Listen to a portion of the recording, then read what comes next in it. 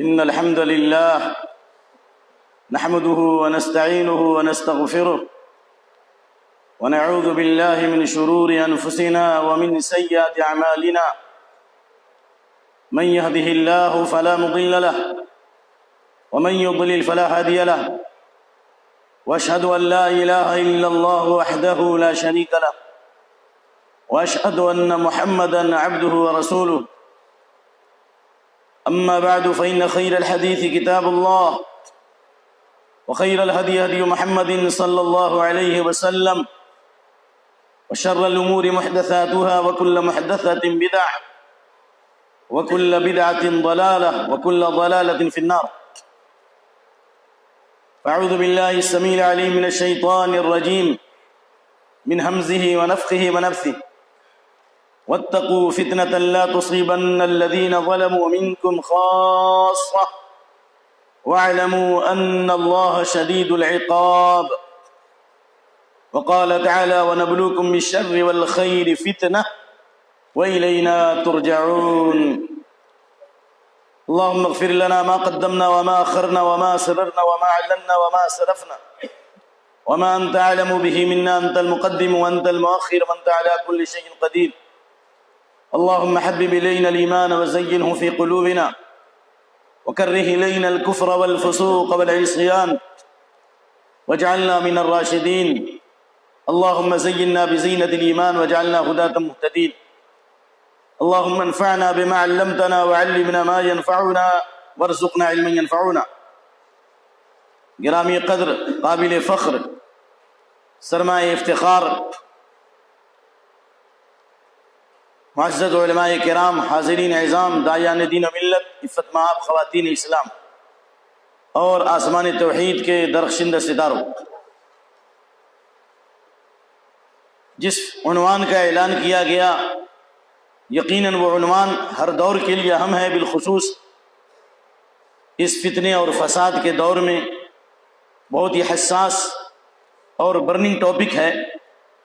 اس لیے میں اس موضوع کی وضاحت سے پہلے میں اللہ تعالیٰ کے اسماء حسنہ و صفات علیٰ سے دعا کرتا ہوں کہ اللہ تعالیٰ ہم سب کی نیتوں میں اخلاص عطا فرمائے اور اللہ ہمارے اعمال میں استقامت اور ظاہری اور باطنی فتنوں سے امت مسلمہ کی حفاظت فرمائے اور اس جماعت میں شامل فرمائے جو فتنوں کے دور میں بھی اللہ تعالیٰ انہیں فتنوں سے دور رکھے گا، جسے فرقۃ الناجیہ کہا گیا ہے.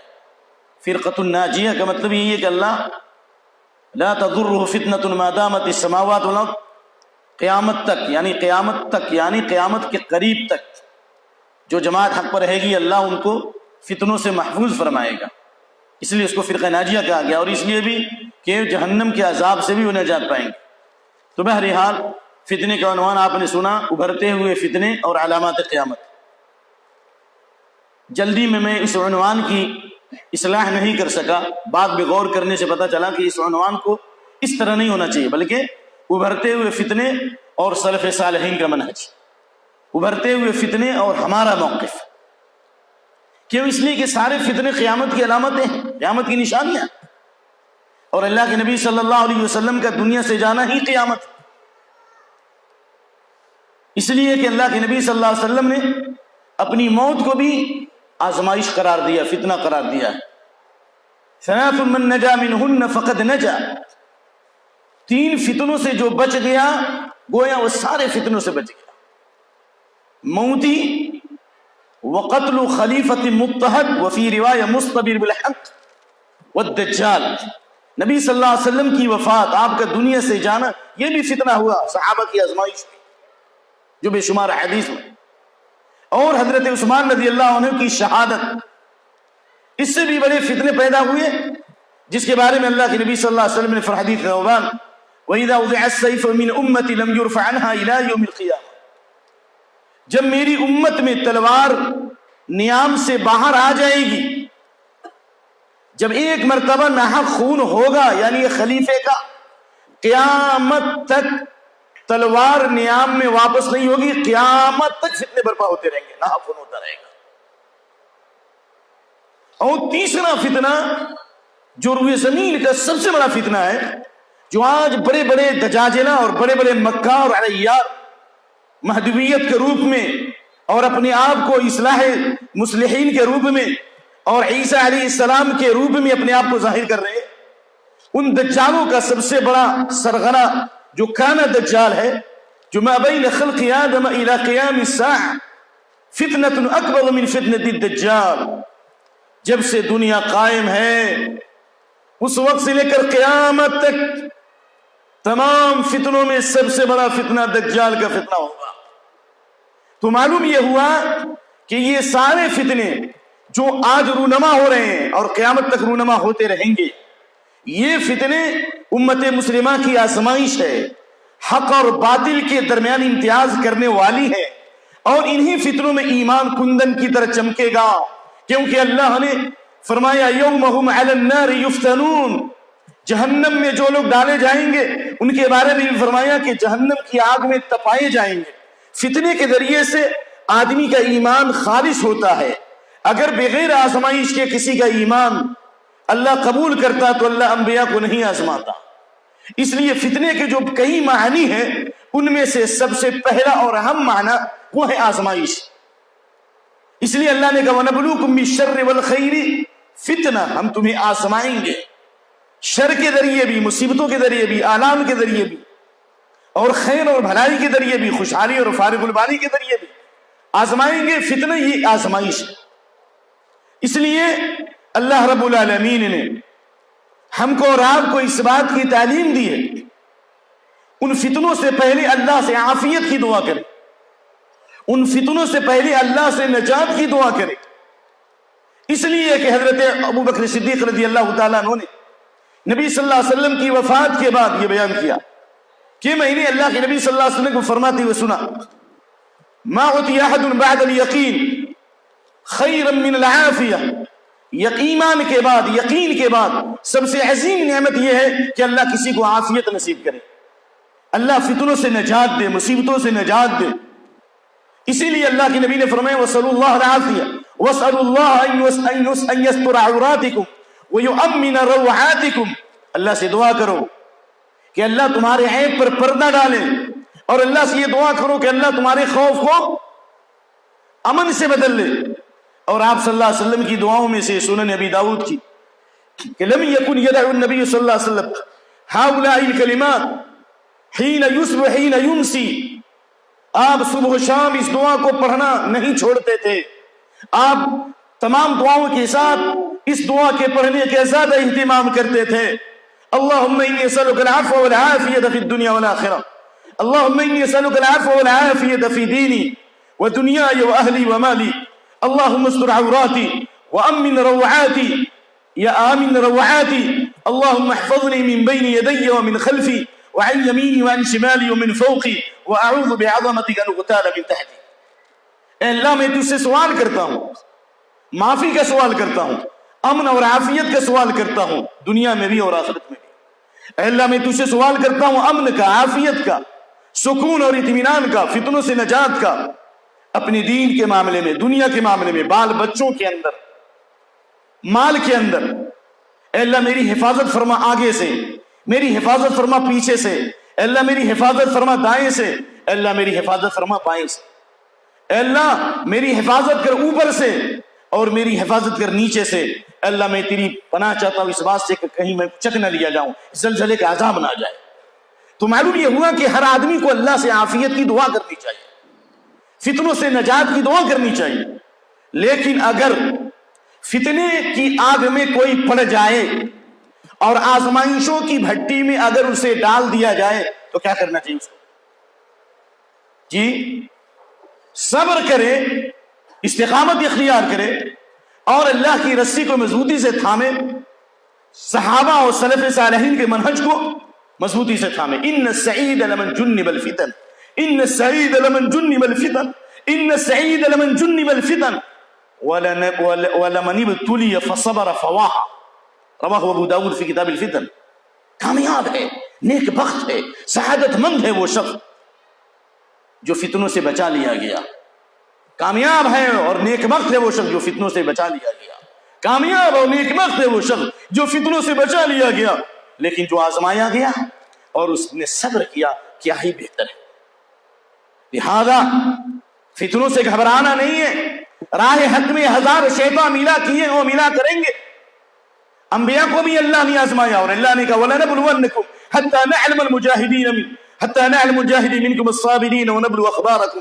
اللہ نے پچھلے لوگوں کو بھی آزمایا ہے، وَلَقَدْ فَتَنَّا الَّذِينَ مِنْ قَبْلِهِمْ فَلَيَعْلَمَنَّ اللَّهُ الَّذِينَ صَدَقُوا وَلَيَعْلَمَنَّ الْكَاذِبِينَ۔ پہلوں کو بھی آزمایا، اللہ تمہیں بھی آزمائے گا۔ يُبْتَلَى الرَّجُلُ عَلَى حَسَبِ دِينِهِ فَإِنْ كَانَ فِي دِينِ صَلَابَةٍ اشْتَدَّ بَلَاؤُهُ وَإِنْ كَانَ فِي دِينِ رِقَّةٍ خفف عنه ولا يزال البلاء وما يبرح البلاء بالمؤمن حتى يمشي على الارض وليس عليه خطيئة رواه الترمذي وغيره۔ آدمی کا ایمان جیسا ہوگا اس کی آزمائش اسی طرح ہوگی۔ اگر ایمان پختہ ہے آزمائشوں کی آگ میں تپائے جاؤ گے۔ کیا انبیاء کرام کو سولی پہ نہیں چڑھایا گیا؟ کیا حضرت زکریا اور یحییٰ علیہ السلام کو قتل نہیں کیا گیا؟ کیا حضرت ابراہیم علیہ السلام کو آگ کے انگارے میں نہیں ڈالا گیا؟ کیا حضرت موسیٰ اور بنی اسرائیل کو آزمائشوں کا سامنا نہیں کرنا پڑا؟ کیا حضرت ایوب علیہ السلام کو جیل کی سلاخوں میں نہیں ڈالا گیا؟ کیا حضرت یوسف علیہ السلام کو جیل کی سلاخوں میں نہیں ڈالا گیا؟ کیا ان کے بھائیوں نے، نادان بھائیوں نے کنویں میں نہیں ڈالا؟ راہ حق میں 1000 شیطان ملا کیے ہیں وہ ملا کریں گے۔ تو آئیے ہم اپنے اصل موضوع کی طرف آگے بڑھتے ہیں کہ اللہ کے نبی صلی اللہ علیہ وآلہ وسلم نے آنے والے فتنوں کے بارے میں خبر دی ہے، اور وہ فتنے یقیناً واقع ہوں گے، جن میں سے ایک حدیث اسامہ بن زید کی بخاری مسلم کی، اللہ کے نبی صلی اللہ علیہ وسلم نے فرمایا، کب فرمایا؟ جب آپ ایک بڑے ٹیلے پر چڑھے۔ مدینہ کے ٹیلے سے نبی کو پیار تھا، مدینہ کے درختوں سے پیار تھا، مدینہ کے گھروں سے پیار تھا، مدینے کی مٹی سے پیار تھی، آپ کو اپنے وطن سے پیار تھا۔ آج الزام دیا جاتا ہے کہ مسلمان وطن سے محبت نہیں کرتے۔ اگر وطن سے محبت نہیں کرتے تو نبی صلی اللہ علیہ وسلم کے بارے میں کتاب فضائل المدینہ کی حدیث مشہور ہے کہ آپ صلی اللہ علیہ وآلہ وسلم جب مدینہ کی طرف آتے سفر سے اور مدینہ کی دیواروں کو جب دیکھتے تو آپ اپنی سواری تیز کر دیتے۔ چنانچہ آپ صلی اللہ علیہ وسلم مدینہ کے ٹیلے پر چڑھے اور آپ نے فرمایا هل ترون ما ارى، جو میں دیکھتا ہوں کیا وہ تمہیں نظر آ رہا ہے؟ صحابہ نے کہا اللہ اس کے رسول زیادہ جانتے ہیں۔ آپ نے فرمایا انی لأرى الفتن تقع خلال بيوتكم كوقع المطر، میں دیکھ رہا ہوں کہ مسلادھار بارش کے قطروں کی طرح، مسلادھار بارش کے قطروں کی طرح تمہارے گھروں پر فتنے نازل ہو رہے ہیں۔ اشارہ کن کو؟ تو صحابہ، یعنی اس میں صحابہ کی آزمائش بھی تھی۔ اور آپ صلی اللہ علیہ وسلم نے فرمایا، سنن ابن ماجہ معاویہ بن ابی سفیان کی حدیث جن کے تعلق سے انشاءاللہ بہت ہی صریح بیان آئے گا، اللہ وقت میں برکت عطا فرمائے، کہ میں نے اللہ کے نبی صلی اللہ علیہ وسلم کو فرماتے ہوئے سنا لم يبق من الدنيا الا بلاء وفتنہ، دنیا میں بلائیں اور فتنے ہی رہ گئے ہیں، آزمائشیں رہ گئی ہیں۔ اس لیے اللہ کے نبی کریم صلی اللہ علیہ وآلہ وسلم نے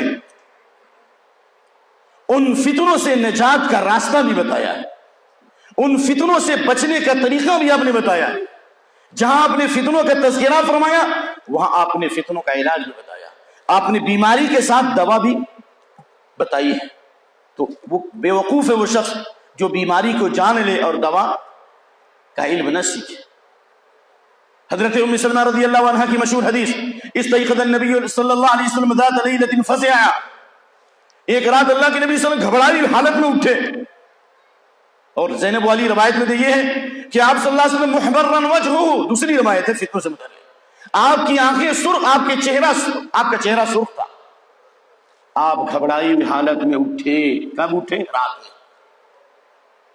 اور آپ نے فرمایا ماذا انزل من الفتن وماذا انزل من الخزائن من يوقظ صواحب الحجر ومن يوقظ صواحب الحجرات يا رب كاسية في الدنيا عارية في الآخرة۔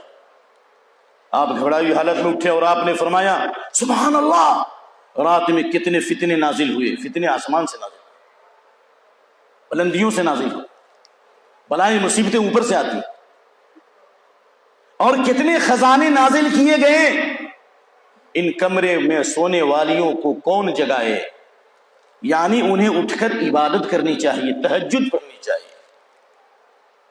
یعنی آپ نے فتنے کا تذکرہ کیا رات کے آخری حصے میں، اور آپ نے اس کا علاج بھی بتایا کہ ان کمرے میں سونے والیوں کو کیا کرنا چاہیے، عبادت کرنی چاہیے۔ تو معلوم یہ ہوا کہ فتنے کا ایک علاج یہ بھی ہے کہ بندہ فرائض اور نوافل دونوں کا اہتمام کرے، اپنی نماز کی اصلاح کرو اور تہجد کا اہتمام کرو۔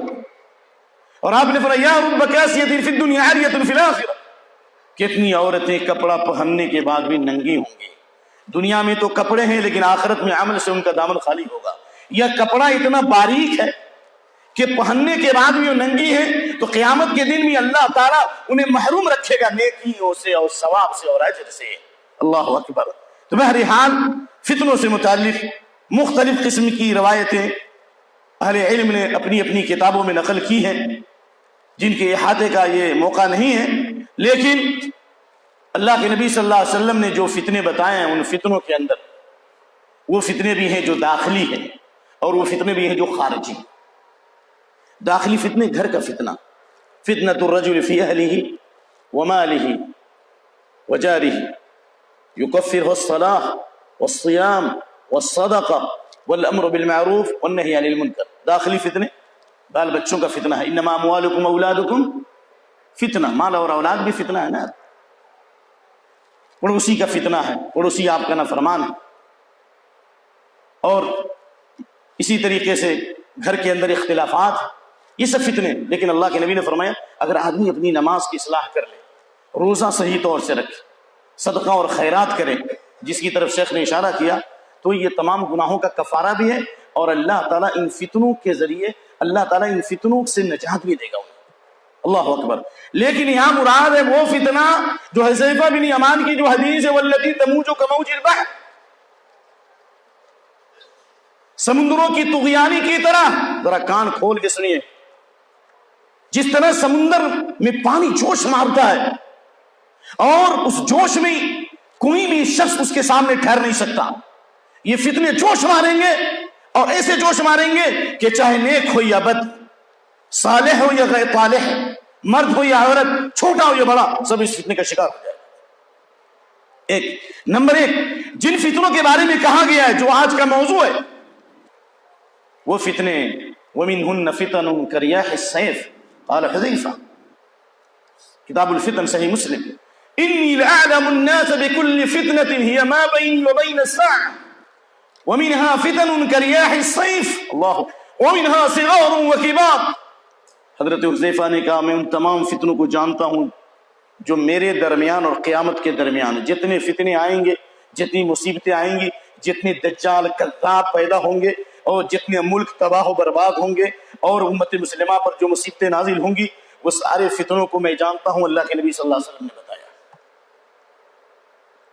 بلکہ کتاب الفتن ابو داؤد کی دوسرے نمبر کی، بلکہ پہلے نمبر کی حدیث، دوسرے نمبر کی، کہ اللہ کے نبی صلی اللہ علیہ وسلم نے تمام فتنوں کے بارے میں آگاہ کیا، اور بخاری کی تو روایت ہے کہ آپ نے جب آگاہ کیا تو آپ صلی اللہ علیہ وسلم نے فجر کی نماز سے لے کر ظہر تک آپ نے خطاب کیا، ظہر کی نماز پڑھی پھر عصر تک خطاب کیا، عصر کی نماز پڑھی مغرب تک خطاب کیا۔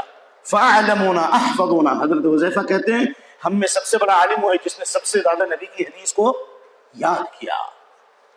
تو ان فتنوں میں ایسے فتنوں کریاح السیف، تیز تند آندھیاں چلتی ہیں اور اس میں گرد و غبار اڑتے ہیں، خاص طور سے ریگستانی علاقے میں، سعودیہ وغیرہ میں ایسے گرد و غبار اڑتے ہیں کہ انسان کو راستہ بھی نظر نہیں آتا، اور ایسی دھول ہوتی ہے کہ کوئی آدمی نہیں بچ سکتا۔ اس طرح کے فتنے ہوں گے، انسان کو پتہ نہیں چلے گا حق کیا ہے باطل کیا ہے، یہ ہے اصل فتنہ۔ اور آپ نے بعد روایت میں کہا جو آپ کو پتا ہے، عبداللہ بن عمر اور دوسرے صحابہ سے جو مروی ابو ہریرہ وغیرہ سے، کہ فتن اللیل المظلم، اندھیری رات، اندھیری رات دیکھا نا، اندھیری رات، اور اندھیری رات بارش کی رات ہو اور وہ بھی اندھیرا ہو، جس میں انسان کو حق بھی نظر نہیں آتا، یعنی حق نظر نہیں آئے گا، فتنہ ہے ہی آزمائش، آپ کو پتہ نہیں چلے گا یہ جماعت حق پر ہے کہ یہ جماعت حق پر ہے، حلال ہے یہ حرام۔ جب قرآن سنت سے دور ہوں گے، روشنی سے دور ہوں گے تو اندھیرے میں جائیں گے، جب کتاب و سنت کی روشنی میں ہوں گے تو اس وقت بھی آپ کے لیے روشنی ہوگی، قبر میں بھی روشنی ہوگی، قیامت کی بھی روشنی. اس لیے صبح میں ایک آدمی مومن ہو جائے گا، شام میں کافر ہو جائے گا، شام میں مومن ہوگا، صبح میں کافر ہو جائے گا، اور چند پیسے کے لیے آدمی اپنے دین اور ایمان کو بیچ دے. بلکہ وہ حدیث عبداللہ بن عمر کی کہ جس میں اللہ کے نبی صلی اللہ علیہ وسلم نے فرمایا، فتنوں کا ذکر کیا. میں بریک لگاتے لگاتے بھی کچھ حدیثیں میں ذکر کرنے پر مجبور ہوں. فَأَكْثَرَ فِي ذِكْرِهَا وَذَكَرَ فِتْنَةَ الْأَحْلَاسِ. آپ نے فتنوں کا ذکر کیا تو آپ نے احلاس فتنے کا ذکر ہے. ہلس اصل کہتے ہیں اس کپڑے کو جو اونٹ کی کے اوپر جو کجاوا ہوتا ہے، جو اس سے چپکا ہوتا ہے، میلا کچیلا کپڑا، گدلا کپڑا. فتن وغیرہ ایسے فتنے ہوں گے جو انسان کو چمٹ جائیں گے. آپ نے ثم ذکر فتنۃ الدہیمہ، آپ نے ان فتنوں کا تذکرہ کیا جو اندھیرے فتنے ہوں گے. اور آپ نے فرمایا، صحابہ کرام نے پوچھا یہ ہلس کا فتنہ کیا ہے؟ سنیے غور سے. کہا حرب و حرب، لوٹ کھسوٹ. ابھی شیخ نے تذکرہ کیا نا خود غرضی، اس کا ایک جز یہ بھی ہے. حرب و حرب، مار پیٹ لوٹ کھسوٹ. لوگ بھاگیں گے، اپنے گھروں کو چھوڑیں گے، اپنی دکانوں کو چھوڑیں گے، لوگوں کی زمینوں پر، ان کے جائیداد پر حملہ کیا جائے گا، ان کے دکانوں پر قبضہ کیا جائے گا، ان کے مال و اسباب پر قبضہ کیا جائے گا. اور آپ نے انہی میں سے دہیمہ فتنے کا اندھیری رات کی طرف، اور کیا فتنۃ السرا، خوشحالی کا فتنہ ہوگا. ایک معنی. دوسرا یہ کہ ایسا فتنہ ہوگا کہ پورا عالم اسلام فتنوں کی جنگ میں بھڑک رہا ہوگا. ان فتنوں کا بھی تذکرہ کیا گیا ہے بھائی اللہ کے نبی صلی اللہ علیہ وسلم. ستكون فتن تستنزف العرب قتلاها في النار. اللہ اکبر. اللسان فی اشد من وقت السیف. ایسے فتنے ہوں گے کہ پورا عرب اس فتنے کی آگ میں جل رہا ہوگا. جی نیس ساری روایتیں سنیں نبی داؤد میں، زیادہ دور جانے کی ضرورت نہیں. ستكون فتنة صماء بكماء عمياء. گونگے بہرے فتنے ہوں گے، لوگ بہرے ہو جائیں گے، انسان کی عقلیں چھین لی جائیں گی، اچھے اچھے لوگ پریشان ہو جائیں گے، پتہ نہیں چلے گا ہم کیا کریں. جی اور اللہ کے نبی کریم صلی اللہ علیہ وسلم نے فرمایا کہ کوئی ایسا امت کا گھر باقی نہیں رہے گا یا کوئی فرد باقی نہیں رہے گا جس کو یہ فتنہ تماچا نہ لگے. اللہ اکبر. اور آپ نے ان فتنوں کے بارے میں کہ پورا عرب اس فتنوں میں کی آگ میں بھڑک رہا ہوگا، لیکن ان فتنوں میں سب سے بڑا فتنہ اللسان فیہا اشد من وقع السیف. ان فتنوں میں تلوار، زبان کا فتنہ تلوار کے فتنے سے زیادہ تیز ہوگا. یعنی زبان کے غلط استعمال سے فتنے بھڑکیں گے. اس لیے فتنوں کے وقت میں زبان پہ کنٹرول رکھو، جو انشاءاللہ آپ کے سامنے حدیث پیش کی جائے گی. تو آئیے اختصار کے ساتھ ان سارے فتنوں میں سے بر صغیر میں بڑے بڑے فتنے رونما ہوئے. اور آپ جانتے ہیں بخاری شریف میں یہ روایت موجود ہے، مسلم شریف کتاب الایمان میں حضرت ابو ہریرہ سے کہ آپ صلی اللہ علیہ وسلم نے مشرق کی طرف اشارہ کیا. آپ نے مشرق کی طرف اشارہ کیا، مدینے سے مشرق کی طرف، اور آپ نے فرمایا من حیث یطلع قرن الشیطان. شیطان کا سنگ جو ہے مشرق سے نکلے گا. آپ نے فرمایا شیطان کا الا ان الفتنة ہاہنا، فتنہ یہاں ہے، اشارہ کیا مشرق کی طرف.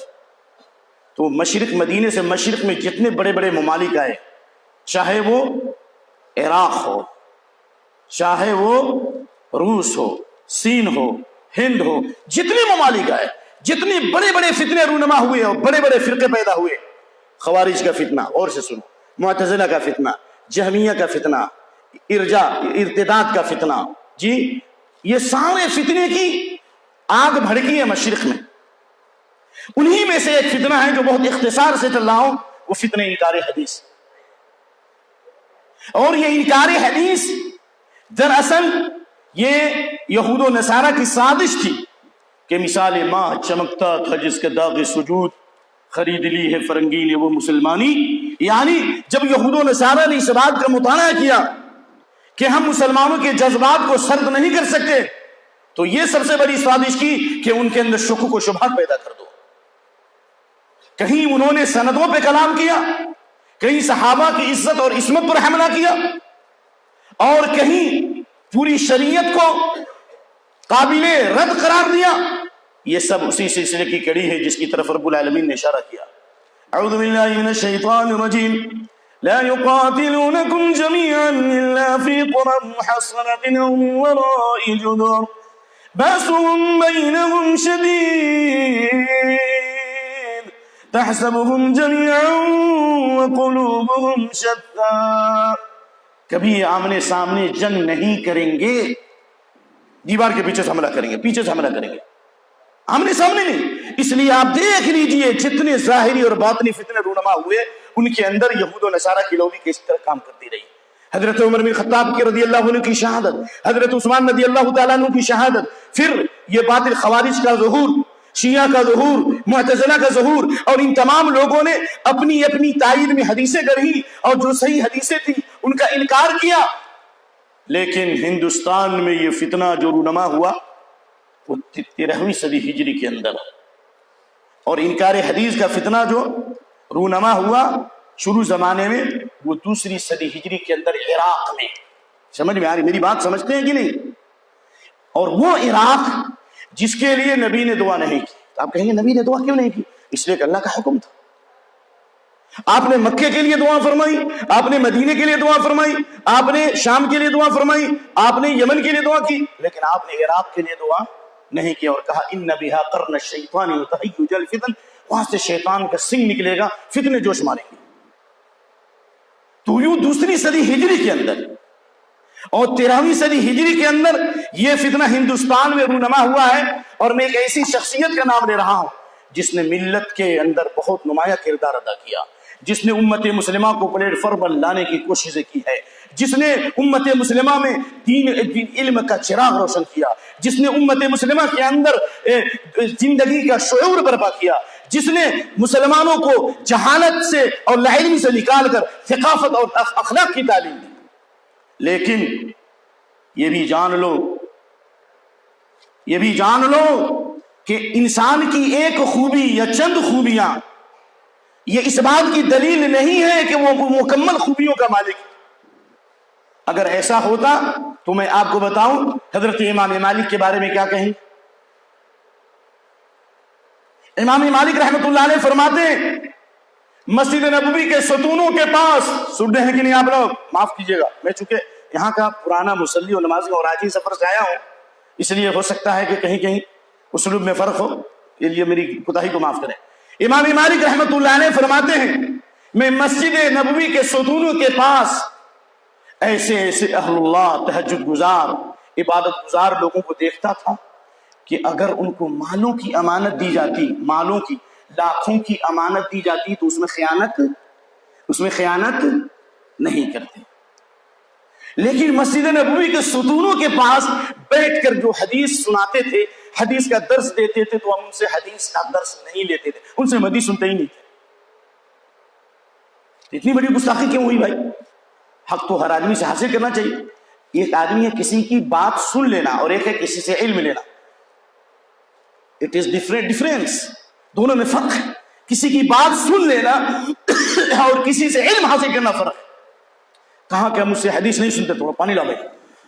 لیکن فَإِذَا جَاءَ الزُّهْرِي، لیکن جب امام زہری جب مدینے میں تشریف لائے، كُنَّا نَزْدَحِمُ عَلَى بَابِهِ،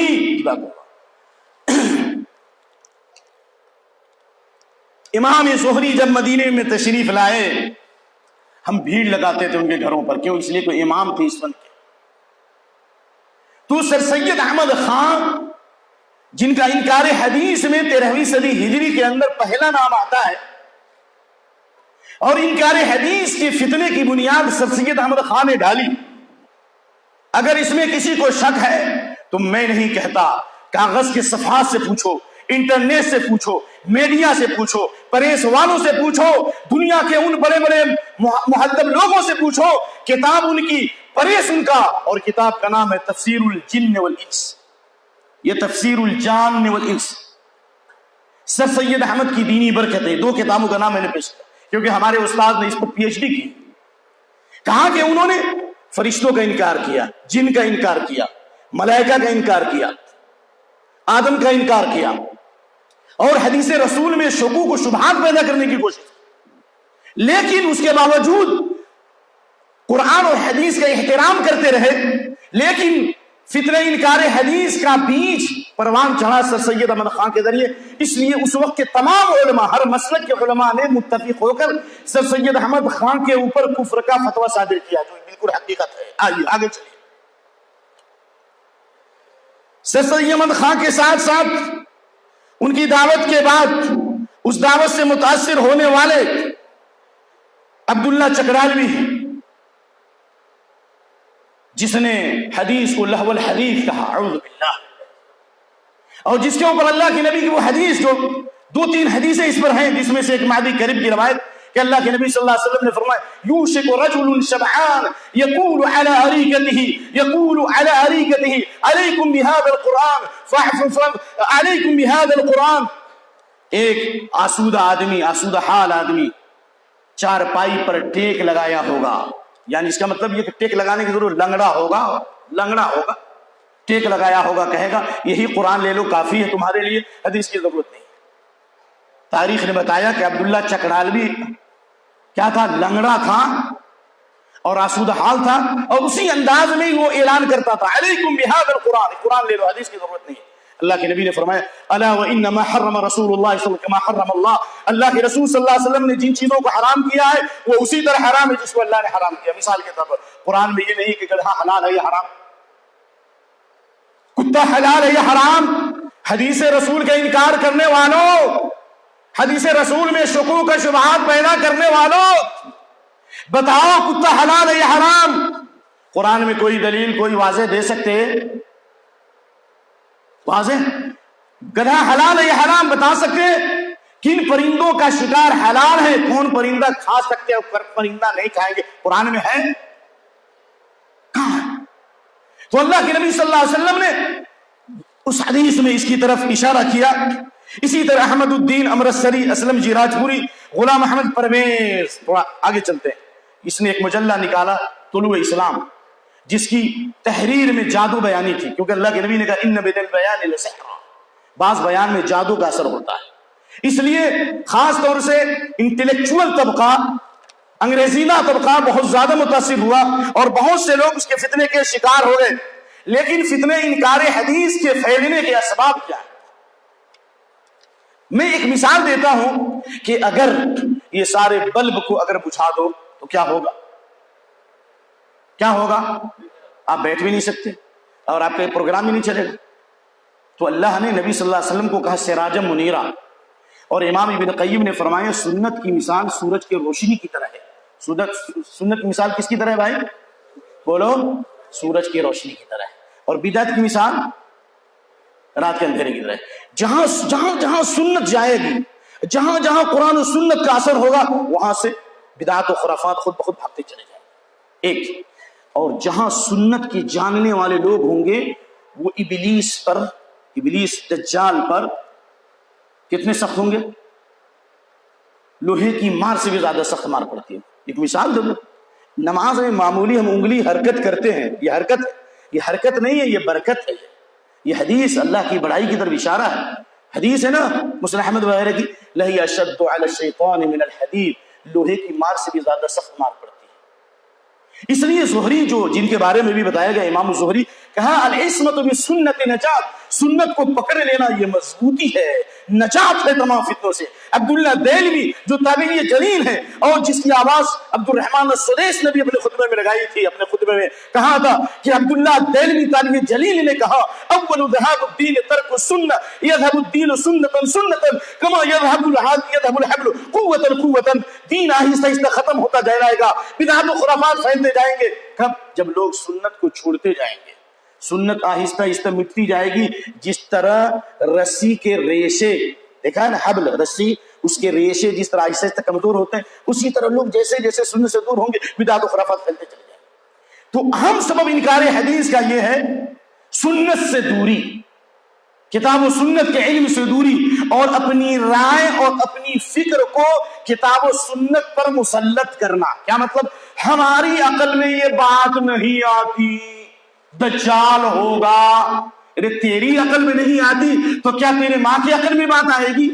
بیوی کی عقل کچھ کہتی ہے، ماں کی عقل کچھ کہتی ہے، بیٹے کی عقل کچھ کہتی ہے۔ اگر دین کو عقل پہ رکھا جائے تو ماں کی شریعت الگ، اور بیوی کی شریعت الگ، اور بیٹے کی شریعت، بولو سب کی رائے میں فرق۔ صبح کی شریعت الگ، شام کی شریعت الگ، دوپہر کی شریعت الگ۔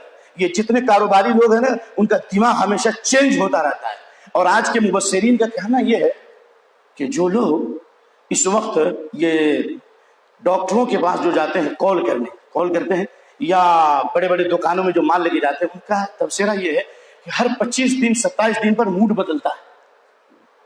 جو آدمی مال لینا نہیں چاہتا، دوبارہ جاؤ گے تو ایک دوسرا مزاج ملے گا، پھر اس کے بعد جاؤ گے تو ایک تیسرا مزاج ملے گا۔ تو یہ عقل کا جو نیٹ ورک ہے وہ محدود ہے، لیمیٹیڈ ہے۔ جس طرح کمپنی آپ کی لیمیٹیڈ ہے، یہ عقل بھی کیا ہے میرے بھائیوں؟ لیمیٹیڈ ہے۔ یہ موبائل، جس موبائل کو آپ دیکھتے ہو، اتنا تانا بانا والا موبائل، اس کا نیٹ ورک کام کرتا ہے جہاز میں، پلین میں۔ تو انسان کی جو عقل ہے وہ لیمیٹیڈ ہے، اس کا نیٹ ورک ختم ہو جاتا ہے، لیکن شریعت کا نیٹ ورک کہیں ختم۔ تو انکار حدیث کی ایک بڑی وجہ عقل کو شریعت کے اوپر فوقیت دینا، اور میری عقل میں یہ بات نہیں آتی کہ دجال آئے گا۔ تو عقل تو یہ کہتی ہے کہ موزے کے نچلی حصے پر مسح کیا جائے۔ میں پوچھتا ہوں عقل کیا کہتی ہے بھائی؟ موزے کے نچلی حصے پر مسح کیا جائے، لیکن شریعت کیا کہتی ہے؟ اوپر مسح کیا جائے۔ عقل کہتی ہے کہ ایک رکعت میں 2 سجدہ ہے تو 2 رکوع ہونا چاہیے، 1 رکوع کیوں؟ بولو بھائی۔ عقل تو یہ کہتی ہے کہ عصر اور مغرب کے درمیان تھوڑا تھوڑا فرق ہے تو 4 رکعت، اور مغرب اور عشاء اور فجر میں یہ فرق ہے، تو پھر عشاء کی نماز 4 رکعت، تو فجر بھی کتنی ہونی چاہیے؟ 4۔ اگر کوئی فجر کی نماز 4 پڑھے گا تو وہ 4 ہوگا یا لاچار ہوگا؟ لاچار ہوگا نا جی۔ اس لیے انکار حدیث کی سب سے بڑی وجہ یہ ہے، لوگوں نے اپنی عقل کو شریعت پر مقدم، ہماری عقل میں بات نہیں آتی۔ کیا تیری عقل؟ یہ عقل بھی نقل کے تابع ہے۔ جب کتاب و سنت کا رنگ انسان کی عقل پہ چڑھتا ہے تو اللہ تعالیٰ اس کو صحیح سمجھ دیتا ہے، اور جب انسان گندی نالی میں سانس لیتا ہے تو اس کو گندے کاموں میں مزہ آتا ہے۔ مثال کے طور پر جو ہمیشہ شراب پیتا ہے اس کو شراب میں مزہ آتا ہے، جو ہمیشہ پیخانہ صاف کرتا ہے اس کو وہیں سانسیں لینے میں مزہ آتا ہے۔ عبدالرزاق العباد مدینے کے بڑے عالم ہیں، جلیل القدر علیہ السلام کے، بیان کر رہے تھے کہ مطلب ایک بھنگن جو ہے صاف کرتے کرتے کرتے کہیں گزرا، بس خوشبو آئی، خوشبو کوئی آدمی سے گزرا، کوئی خوشبودار آدمی گزرا، جیسے آپ لوگ ہیں ماشاءاللہ۔ آج کل تو ہمارے شیخ عبدالصبور صاحب نے خوشبو کی ایسی بہار برسا دی ہے کہ ہر آدمی خوشبودار ہو گیا، اللہ برکت دے۔ ٹھیک ہے نا؟ ٹھیک ہے۔ تو جیسے خوشبو اس کی آنکھ میں لگی یا سنی، بے ہوش ہو گیا۔ اور یہ واقعہ صحیح ہے، مدینہ یونیورسٹی میں سنا ہو، بڑے بڑے ڈاکٹر آئے، سب نے اس کا جائزہ لیا، کچھ پتہ نہیں کوئی بیماری نہیں، پھر بے ہوش کیوں نہیں آ رہا ہے؟ تو چنانچہ اس کے قریب ایک آدمی تھا جو بہت ہی نفسیات کا ماہر تھا۔ کیا تھا وہ؟ نفسیات کا ماہر تھا۔ اس نے کہا نہیں، یہ لگتا ہے کہ کچھ دال میں کالا ہے، جیسے لوگوں کے دل میں کالا ہوتا ہے نا، دال میں بھی کالا ہے۔ کہا کہ یہ پوچھا کہ آخر کرتا کیا تھا، یہ اس کا پیشہ کیا تھا؟ کہا کہ تو بھنگنی نمبر 1 ہے، جتنے محلے میں پیخانے سب کو صاف کرتا تھا۔ تو اس کا مطلب یہ ہے کہ لگتا ہے خوشبو والا آدمی کوئی گزرا ہے۔ ہاں خوشبو والا آدمی گزرا ہے۔ کہا کہ ایسا کرو، اسی گندے نالی میں سے کچھ پیخانہ لا کر کے سنگھاؤ، جیسے پیخانہ لا کے سنگھایا گیا، بھلا چنگا ہو گیا، دوڑنے لگا۔ یہ واقعہ غلط نہیں ہے۔ یہ لوگ ہمیشہ مکر اور فریب میں رہنے والے، دل کی گندگی، عقیدے کی گندگی، عقیدے کی گندگی، دل کی گندگی، حلال و حرام کی تمیز نہیں، علماء سے دوری، نیک اچھے ماحول سے دوری، تو ظاہر ہے ان کی عقل میں نور کہاں سے آئے گا؟ تو یہ ہے میرے بھائیو عقل اور نقل میں۔ اسی طریقے سے اس فتنے کے پھیلنے کے اسباب یہ ہیں کہ انسان خود غرض، جس شخص نے کہا، مزید اس پر کچھ کہنے کی ضرورت نہیں ہے۔ نمبر 3 جہالت۔ آج اور DOG ڈاگ اگر کہہ دے تو ڈوگ کے پڑھ دے تو سب آدمی جو ہے جنگ کرے گا، ڈوگ پڑھ دیا۔ ارے میں کہتا ہوں، میں نے اپنے استاد سے کہا کہ PUT پٹ ہوتا ہے، جب PUT پٹ ہم پڑھیں گے، پٹ کیوں پڑھیں گے؟ میں نے پڑھا۔ تو اگر BUT بٹ کو پٹ پڑھتے ہو, PUT پٹ اگر ہم پڑھیں گے تو مخالف ہو جائے گا. تو اسی طریقے سے الحمد اور حمد کا بھی فرق ہے, انعمت کا بھی فرق ہے. یہ علم جو ہے یہ انٹرنیٹ اور میڈیا کا علم نہیں ہے. یہ اس کی وجہ, گمراہی کی وجہ یہ انٹرنیٹ ہے, میڈیا ہے اور شریعت سے دوری ہے. اور علم وہ علم ہونا چاہیے جو استاد کے ذریعے ہو. میں پوچھتا ہوں, اللہ چاہتا تو پورا قرآن نبی کے سینے میں اتار دیتا, قاری کو کیوں نازل کیا؟ جبریل امین کیوں آئے؟ بولو بھائی. اللہ کے نبی صلی اللہ علیہ وسلم جبریل امین سے ہر سال رمضان میں کتنی بار دور کرتے تھے بھائی؟ بولو جلدی. ایک بار. اور بخاری کی حدیث کہ آپ اپنی وفات سے کچھ مہینہ پہلے آپ مجلس میں بیٹھے تھے, آپ کی تمام ازواج مطہرات موجود تھی, حضرت فاطمہ آتی ہیں, آپ فرماتے ہیں مرحبا بابنتی, ویلکم ہو میری بیٹی. آپ نے سلام سے استقبال نہیں کیا. اس سے علماء نے استنباط کیا کہ اگر سلام کی جگہ مرحبا کہہ دے تو سلام کرنے کی ضرورت نہیں ہے. جس طرح آپ نے مرحبا بأم ہانی کہا, فاجلس عن یمینہ, اور آپ نے اپنے دائیں جانب بیٹھایا, اور آپ صلی اللہ علیہ وسلم نے ان کے کان میں بات کہی. جبریل امین ہر سال ایک بار آتے تھے رمضان میں دور کرنے, اس بار 2 بار آئے ہیں. ولا اراہ الا حضر اجلی, اور میں سمجھتا ہوں کہ میری موت کا وقت قریب ہو چکا ہے. اللہ اکبر. حضرت فاطمہ رو پڑی. پھر آپ صلی اللہ علیہ وسلم نے ان کے کان میں بات کہی, اور آپ صلی اللہ علیہ وسلم نے فرمایا اما ترضین ان تکونی سیدۃ نساء هذه الامه او سیدۃ نساء اہل الجنہ, کیا تمہیں پسند نہیں ہے کہ جنت کی تمام عورتوں کی جنتی تمام عورتوں کی سردار ہو, یا اس امت کے تمام جنتی عورتوں کی سردار ہو؟ حضرت فاطمہ ہنس پڑی. میں پوچھتا ہوں اللہ کے نبی صلی اللہ علیہ وسلم کو دور کرنے کی ضرورت کیوں پڑی؟ تم سوئے ہوئے چاہتے ہو کہ تم عالم بن جاؤ, قاضی بن جاؤ, حافظ بن جاؤ, محدث بن جاؤ. امام شافعی نے کیوں کہا لو كان هذا العلم يدرك بالمنى ما كان يبقى في البرية جاهل. عربی کا شعر ہے, اردو شاعر اس شعر کا ترجمہ کرتا ہے, اگر ہوتا زمانے میں حصول علم محنت تو بس ساری کتابیں ایک جاہل دھوکے پی جاتا. ڈاکٹریٹ کے لیے 8 سال لگاؤ گے, انجینئرنگ کے لیے 4 سال لگاؤ گے, اور بغیر پڑھے لکھے چاہو گے کہ ہم عالم ہو جائیں, مفتی ہو جائیں, محدث ہو جائیں. ہم نے کہا ایک خطاب میں ایسے لوگوں کو جہالت کی سرٹیفکیٹ ہے, یہ کلیت الجہالہ سے فارغ ہے, اور ان کو ڈگری میں دیتا ہوں وہ ہے LLPP. کیا ہے بھائی؟ یہ منکرین حدیث جو حدیث میں شکوک و شبہات پیدا کرتے ہیں, حدیث رسول میں قطر بہنونت کہتے ہیں ہم کو حدیث نہیں سمجھ میں آتی. تو اگر سمجھ میں نہیں آتی کہ یہ زمین تمہاری ہے تو چھوڑ دو. کہا کہ ان کو میں نے ڈگری دی LLPP. کیا مطلب؟ لکھ لوڑھا پڑھ پتھر. تو یہ انکار حدیث کے اسباب میں سے ہم سبب کیا ہے؟ شریعت کے علم سے دوری, کتاب و سنت کے علم سے دوری, اور علماء حق سے انحراف. بغیر استاذ کے علم نہیں آ سکتا. اور امام شافعی نے جو کہا من تفقہ من بطون الکتب فقد ضیع الاحکام, جو کتابوں سے علم حاصل کرے گا وہ احکام کو ضائع کر دے گا. یا من تفقہ من بطون الکتب فقد ضل, جو کتابوں سے علم حاصل کرے گا وہ زندیق بن جائے گا. کیا بن جائے گا؟ زندیق, ملحد بن جائے گا. تو جب کتاب پڑھ کر کے زندیق بن سکتا ہے, کیوں؟ اس لیے کہ پڑھو گے اور سمجھو گے نہیں تو کچھ کا کچھ سمجھ لو گے. اوپر ڈال دیا تو خدا ہے, نیچے ڈال دیا تو جدا ہے. انعمت پڑھا تو اللہ ان لوگوں کے راستے پر چلا جس پر تو نے انعام کیا. اور انعمت کی عین کو اگر کھا گئے, انعمت کی عین کو اگر کھا گئے یعنی حذف کر دیا تو معنی کیا ہوگا؟ نوم سے, یا اللہ کیا تو سو گیا, تو استاذ کی ضرورت ہے یا نہیں؟ لہذا یہ اسباب ہے, اور اسی طریقے سے انکار حدیث کے اسباب میں سے جاہ اور منصب ہے. اسی لیے بہت سارے فرقے جو رونما ہوئے اسی وجہ سے رونما ہوئے. اور ہندوستان میں انکار حدیث کی بڑی وجہ انگریزی سامراج کی سازش, جو آپ جانتے ہیں 1857 کے بعد جب مسلمانوں کے اندر بے چینی اور پریشانی پیدا ہوئی اور بغاوت کیا انہوں نے, اور اس سلسلے میں 1831 ہجری میں میدان بالا کوٹ کا واقعہ رونما ہوا جس کے اندر ہمارے اسلاف نے ہر طرح سے قربانیاں دی ہیں. اور اس سلسلے میں ولیم ہنٹر کی کتاب جس کا یہ ذکر کا یہ موقع نہیں ہے, اس نے کہا تھا صرف ہندوستان کے اندر, بنگال کے اندر 1.5 لاکھ سے زیادہ علماء اہل حدیث پھانسی کے تختے دار پر چڑھائے گئے اس دیش کی آزادی کے لیے. بہرحال 1857 کی بغاوت کے بعد انگریزوں نے یہ سازش رچی کہ ہم کو یہ دیش چھوڑنا ہی پڑے گا, تو ایسا کرو کہ ان کے اندر اختلاف ڈال دو. اور ان کی پالیسی بھی تھی ڈیوائیڈ اینڈ رول, بانٹو اور حکومت کرو, فرقوں میں بانٹو.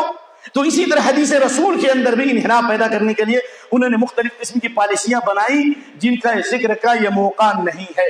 اسی طریقے سے پوری دنیا کے اندر عالمی دنیا کے اندر یہ سازش رچی گئی.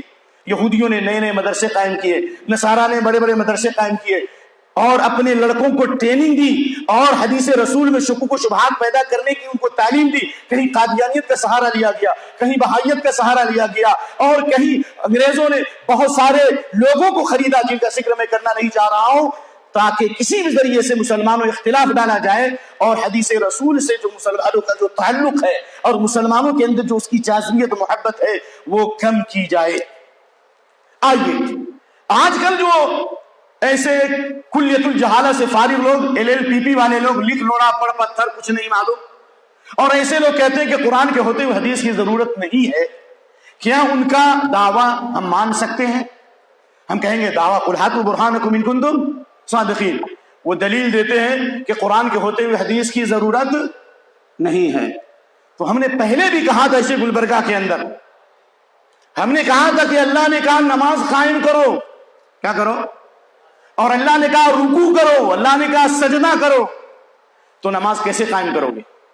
ایک رکوع کرو تو رکوع کیسے کرو گے, سجدہ کیسے کرو گے؟ ایک رکوع پہلے کرو گے کہ سجدہ پہلے کرو گے؟ قرآن میں ہے. اور رکوع کرو گے تو ادھر گرو گے کہ ادھر گرو گے, یا سر پٹکو گے؟ کہاں ہے طریقہ, کیسے کرو؟ اور ہم نے کہا منکرین حدیث کا جو امام آیا تھا عید کی نماز میں, میں نے کہا کہ تم انکار حدیث کا فتنہ برپا کرتے ہو اور عید کی نماز کے لیے آئے ہو, کہاں ہے دلیل؟ قرآن میں ہر چیز کی وضاحت دعویٰ کرتے ہو, بے شک قرآن میں ہے لیکن اس کی تفسیر حدیث ہے. یہ بتاؤ یہ بیٹے کا ولیمے کا جو کارڈ ماٹا جو میں رکھے ہوا تھا منکرین حدیث کو, جو امام یہاں کا تھا, اللہ اس کو ہدایت عطا فرمائے اگر وہ زندہ ہے, اور اگر وہ ہدایت کا مستحق نہیں تو اللہ اس کے فتنے سے حفاظت کرے. ٹھیک ہے, یہ ولیمے کا کارڈ لائے ہو, یہ کہاں ہے؟ یہ کہاں قرآن میں ولیمے کا کارڈ جو تم لائے ہو بانٹے ہو کہ میری بیٹے کی طرف ولیمہ, یہ کہاں ہے قرآن میں؟ جی, تو جو منکرین حدیث ان کی شبہات یہ ہے کہ قرآن کافی, حدیث کی ضرورت نہیں ہے, کیونکہ اللہ نے کہا تبیان لکل شیء تفصیلا لکل شیء. قرآن میں ہر چیز کی وضاحت موجود ہے. بے شک قرآن میں ہر چیز کی وضاحت موجود ہے, لیکن اس کی تفسیر کہاں ہے؟ قرآن ہی کا حصہ حدیث ہے. الا انی اوتیت الکتاب ومثلہ, مجھے کتاب بھی دی گئی ہے اور اسی کے مثل حدیث بھی دی گئی ہے.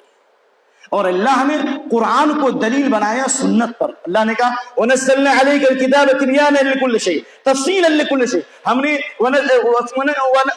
وَمَا أَنزَلْنَا عَلَيْكَ الْكِتَابَ إِلَّا لِتُبَيِّنَ لَهُمُ الَّذِي اخْتَلَفُوا فِيهِ وَهُدًى وَرَحْمَةً لِقَوْمٍ يُؤْمِنُونَ. ہم نے قرآن اس لیے نازل کیا تاکہ آپ لوگوں کے اختلافات کو واضح کریں. میری آواز شاید تھوڑی اونچی ہو رہی ہے. اللہ نے کیا فرمایا کہ ہم نے قرآن آپ پر اس لیے نازل کیا تاکہ لوگوں کے اختلافات کو کیا کریں, آپ واضح کریں. یعنی آپ کو اللہ نے قرآن اس لیے دیا تاکہ اختلافات ختم کریں. تو آپ صلی اللہ علیہ وسلم اختلاف پیدا کرنے کے لیے نہیں آئے تھے, بلکہ اختلاف دور کرنے کے لیے آئے تھے. تو جو منکرین حدیث ہے ان کے شبہات یہ بھی ہیں کہ قرآن میں اختلاف نہیں, حدیثوں میں اختلاف ہے. امام شافعی نے چیلنج کیا کہ کوئی مائی کا لال دو حدیثیں لائیں جو دونوں صحیح بھی ہوں اور دونوں آپس میں ٹکراتی بھی. تو دو صحیح حدیثیں آپس میں نہیں ٹکراتی. نیز اللہ نے فرمایا کہ ہم نے آپ کو ذکر کیا تاکہ واضح کریں. قرآن تو یہ موجود ہے, لیکن جو توضیح آپ نے کی, جو آپ نے بیان کیا, جو آپ نے امت کے سامنے قرآن کی تفسیر کی, وہ کہاں گئی؟ ظاہر ہے وما ينطق عن الهوى ان هو الا وحی یوحا. مصطفیٰ ہرگز نہ گفتے تا نہ گفتے جبرائیل ہرگز نہ گفتے تا نہ گفتے کبریا. مصطفیٰ صلی اللہ علیہ وسلم اس وقت تک نہیں بولتے تھے جب تک کہ جبریل نہ بولے. جبریل اس وقت تک نہیں بولتے جب تک اللہ کا حکم نہیں ہوتا تھا. تھوڑا رفتار بڑھاتا ہوں. بخاری کی 50 حدیثوں میں اعتراض.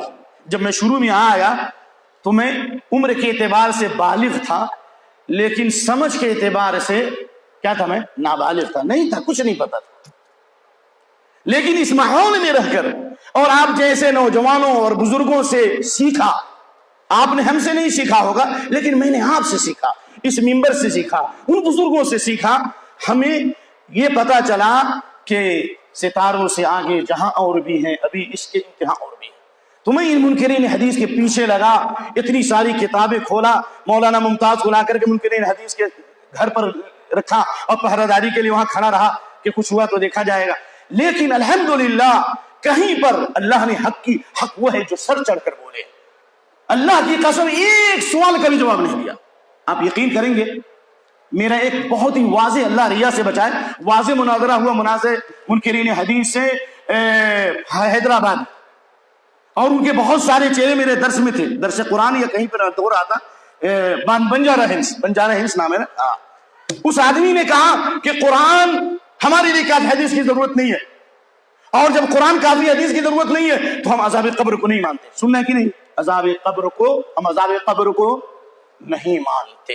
اچھا عذاب قبر کو نہیں مانتے کیوں؟ قرآن میں نہیں ہے. اچھا پڑھو قرآن ذرا پڑھو. تو میں نے قرآن پڑھایا، میں نے کہا کہ اس قرآن پڑھنے کا عالمین پڑھو گے کہ عالمین پڑھو گے، انعمتا پڑھو گے کہ انعمتا پڑھو گے، جب تم کو قرآن پڑھنے نہیں آتا تو تم قرآن کے بارے میں کیا سمجھتے؟ اللہ نے فرمایا ہے قرآن کریم کے اندر، سورہ انعام کی مشہور آیت ہے، غالباً 92 نمبر کی آیت ہوگی، اگر آگے پیچھے ہو تو معاف کرنا. کیا؟ اعوذ باللہ من الشیطان الرجیم وَلَوْ تَرَى إِذِ الظَّالِمُونَ فِي غَمَرَاتِ الْمَوْتِ وَالْمَلَائِكَةُ بَاسِطُو أَيْدِيهِمْ أَخْرِجُوا أَنفُسَكُمُ الْيَوْمَ. موت کے وقت جو فرشتے ظالموں کی روحوں کو قبض کرتے ہیں تو ان کو مارتے بھی ہیں. یضربون وجوہہم، کیا ہے؟ یضربون وجوہہم ادبارہم، پیٹھ پر بھی مارتے ہیں، چہرے پہ بھی مارتے ہیں. اور کہتے ہیں اخرجوا، اپنی روحوں کو نکالو الیوم، آج تم کو بدلہ دیا جائے گا. کیا کیا جائے گا؟ آج بدلہ دیا جائے گا. مار پڑ رہی ہے اور پھر آگے کے لیے کہا جا رہا ہے کہ آج بدلہ دیا جائے گا. آج کا مطلب یہ کاج ہے، آج کا مطلب قیامت ہے نہیں. وہ کون سا آج ہے بتا دے، نہیں بتا سکا. الحمدللہ مناظرہ ختم ہوا اور اللہ کے فضل و کرم حق واضح ہوا، اور اللہ نے بہت سارے یا بعض لوگوں کو اللہ نے ہدایت دی، اللہ قبول فرمائے. تو اصل بات یہ چل رہی میرے بھائی کہ منکر حدیث بخاری کی 50 حدیثوں پہ اعتراض کرتے ہیں. خود ننگا ہو تو تم کو نبی ننگا نظر آتا ہے، علم سے ننگے ہو، دین سے ننگے ہو، شریعت سے ننگے ہو. کہتے ہو کہ نہیں بخاری شریف میں یہ موجود ہے کہ موسیٰ علیہ السلام نے ننگے غسل کیا اور پتھر ان کے کپڑے کو لے کر، پتھر ان کا کپڑا لے کر، بولیے بھائی، بھاگ گیا. ایسا کیسے ہو سکتا؟ اچھی بات، کیسے ہو سکتا؟ تو اس کا مطلب تم کبھی ننگے نہیں ہوئے. اے میرے بھائی، سب سے پہلی بات یہ کہ اس حدیث میں یہ کہ بنی اسرائیل ننگے غسل کرتی تھی. موسیٰ علیہ السلام حیادار اور شرمیلے تھے، اس لیے وہ لوگوں کے سامنے نہیں، اکیلے غسل کرتے تھے. تو بنی اسرائیل نے یہ الزام لگایا کہ لگتا ہے موسیٰ علیہ السلام کے ساتھ کوئی بیماری ہے، اس لیے وہ الگ غسل کر رہے ہیں. چنانچہ جب ایک مرتبہ انہوں نے کپڑا رکھا پتھر پر اور غسل کرنے لگے تو پتھر جو ہے کپڑا لے کر کے بھاگ گیا. موسیٰ علیہ السلام نے لاٹھی لی اور کہا یا حجر ھذا ثوبی، یا حجر ھذا ثوبی، یا حجر ھذا ثوبی، اے پتھر یہ میرا کپڑا ہے، میرا کپڑا ہے، میرا کپڑا ہے. بس پتھر پر مارا تو اللہ تعالیٰ نے پتھر پر مارا اور موسیٰ علیہ السلام کو کپڑا مل گیا. اور بنی اسرائیل نے دیکھا کہ موسیٰ علیہ السلام کو کوئی بیماری، اندرونی بیماری نہیں ہے، صاف ستھرے ہیں. اس حدیث میں کہا کہ یہ نبی کی عصمت پر حملہ ہے. میں نے کہا اللہ اکبر. پہلا جواب تو قرآن سے دیں گے، اس سوال کا جواب کس سے دیں گے؟ قرآن سے. سوال کیا ہے؟ نمبر 1، اعوذ باللہ من الشیطان الرجیم. غور سے سنو. يعلم يا أيها الذين آمنوا لا تكونوا كالذين آذوا موسى فبرأه الله مما قالوا وكان عند الله وجيها. ابھی غور سے، ابھی بہت سے ستاروں سے آگے جہاں اور بھی ہیں، ابھی اس کے امتحان اور بھی ابھی مصعب باقی ہے، نبا 7 ٹی وی باقی ہے، بیان انجینئر مرزا کا بیان باقی ہے. اس لیے ذرا اطمینان سے رہیے، دل تھام کے بیٹھیے. اللہ تعالیٰ نے فرمایا یا ایھا الذین آمنوا لا تکونوا کالذین آذوا موسیٰ، اے ایمان والو تم ان لوگوں کی طرح مت ہو جاؤ جنہوں نے موسیٰ کو تکلیف دی، موسیٰ کو ایذا دیا. تو اللہ نے ان کو بری کر دیا، ان الزامات سے بری کر دیا جو الزامات بنی اسرائیل نے لگائے تھے، جو الزام بنی اسرائیل نے لگائے تھے موسیٰ پر، اللہ نے اس الزام سے بری کر دیا.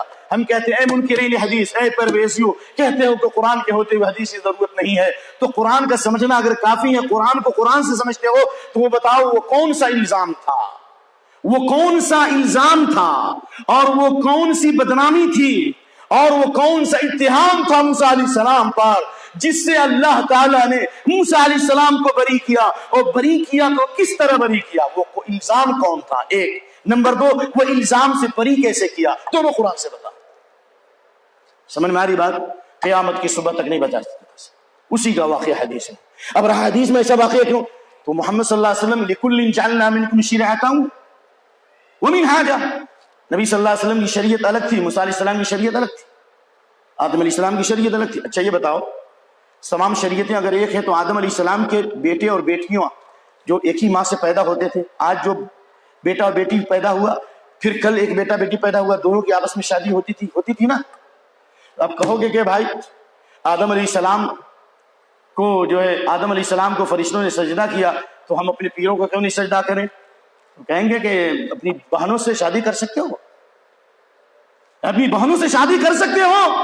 تو آدم علیہ السلام کی شریعت الگ تھی. بنی اسرائیل پر اللہ نے اونٹ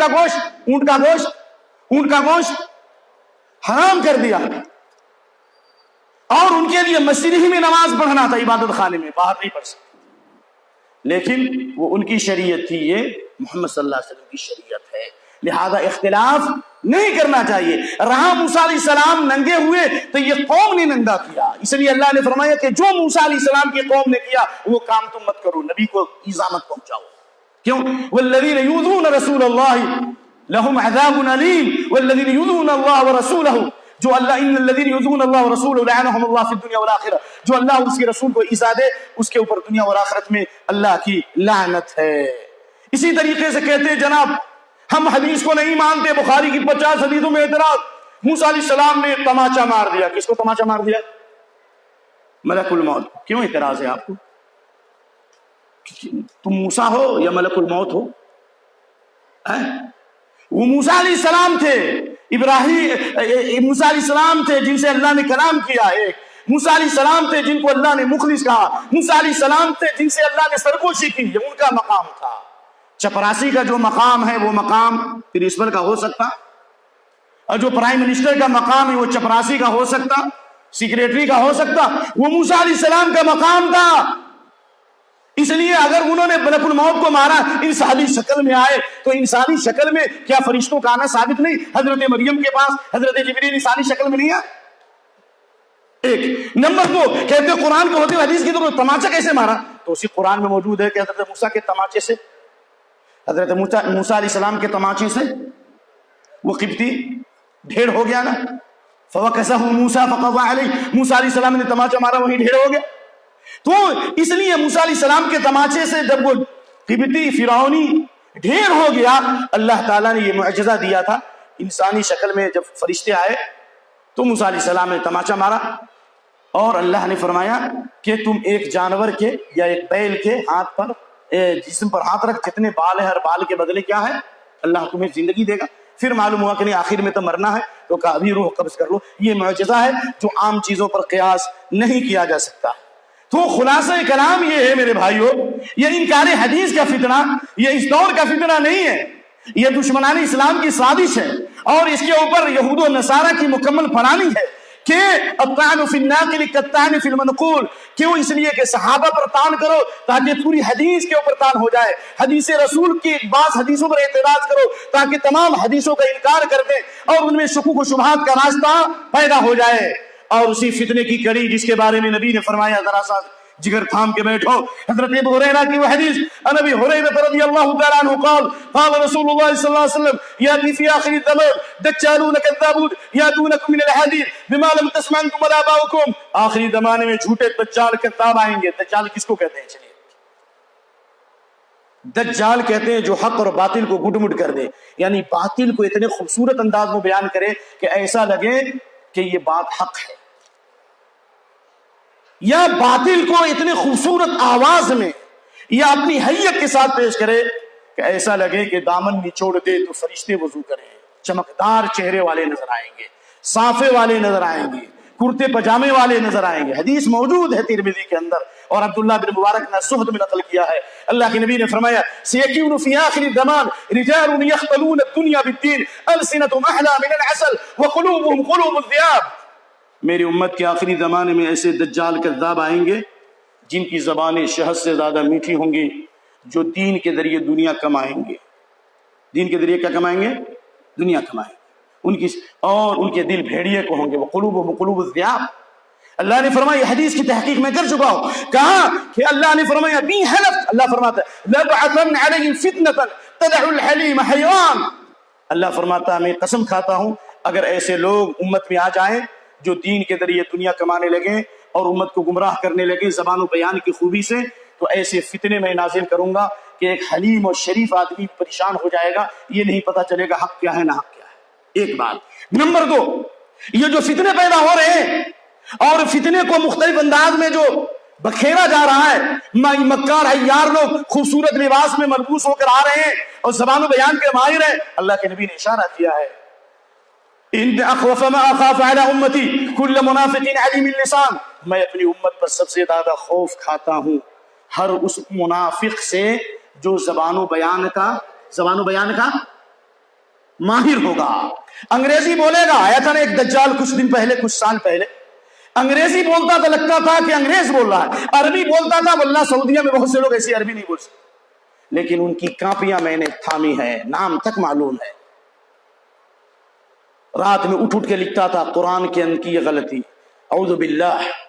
اللہ کو یہ کہنا چاہیے وَإِن تَعُدُّوا نِعْمَتَ اللَّهِ. اللہ نے کیوں کہا؟ مجھ سے بحث ہوئی ہے، معلوم ہے، ریکارڈ ہے. نعمت اللہ کیوں کہا؟ نعم اللہ ہونا چاہیے. اعوذ باللہ. پھر جواب دیے گئے، کہنا یہ ہے کہ اللہ کے نبی صلی اللہ علیہ وسلم فرمائے میری امت پہ ایسے لوگ آئیں گے جو زبان و بیان کے ماہر ہوں گے، اسلوب بہت اچھا ہوگا، جذاب ہوگا، بہت پرکشش انداز ہوگا، لوگ شکار ہو جائیں گے. دیکھو کیوں ٹی وی کے پردے پر کیسے دجال آ رہے ہیں اور کیسے لوگ آ رہے ہیں کہ نہ مرد نہ عورت، مخنث جانتے ہو، مونچھ داڑھی دونوں صاف، مخنث مونچھ داڑھی، یہ پتہ نہیں چلتا کہ تو مرد ہے یا عورت. اور کہتا ہے استخارہ پریشانیوں سے چھٹکارا. تو یہ جو فتنے جو آ رہے ہیں اس میں بڑا اثر یہ ہے کہ یہ لوگ زبان و بیان کے ماہر ہوتے ہیں اور ان کے زبان و بیان کے فریب میں آ کر ہمارے بہت سے لوگ اس کے شکار ہو جاتے ہیں. جیسے ابو مصعب کا فتنہ ہے، نبا 7 ٹی وی.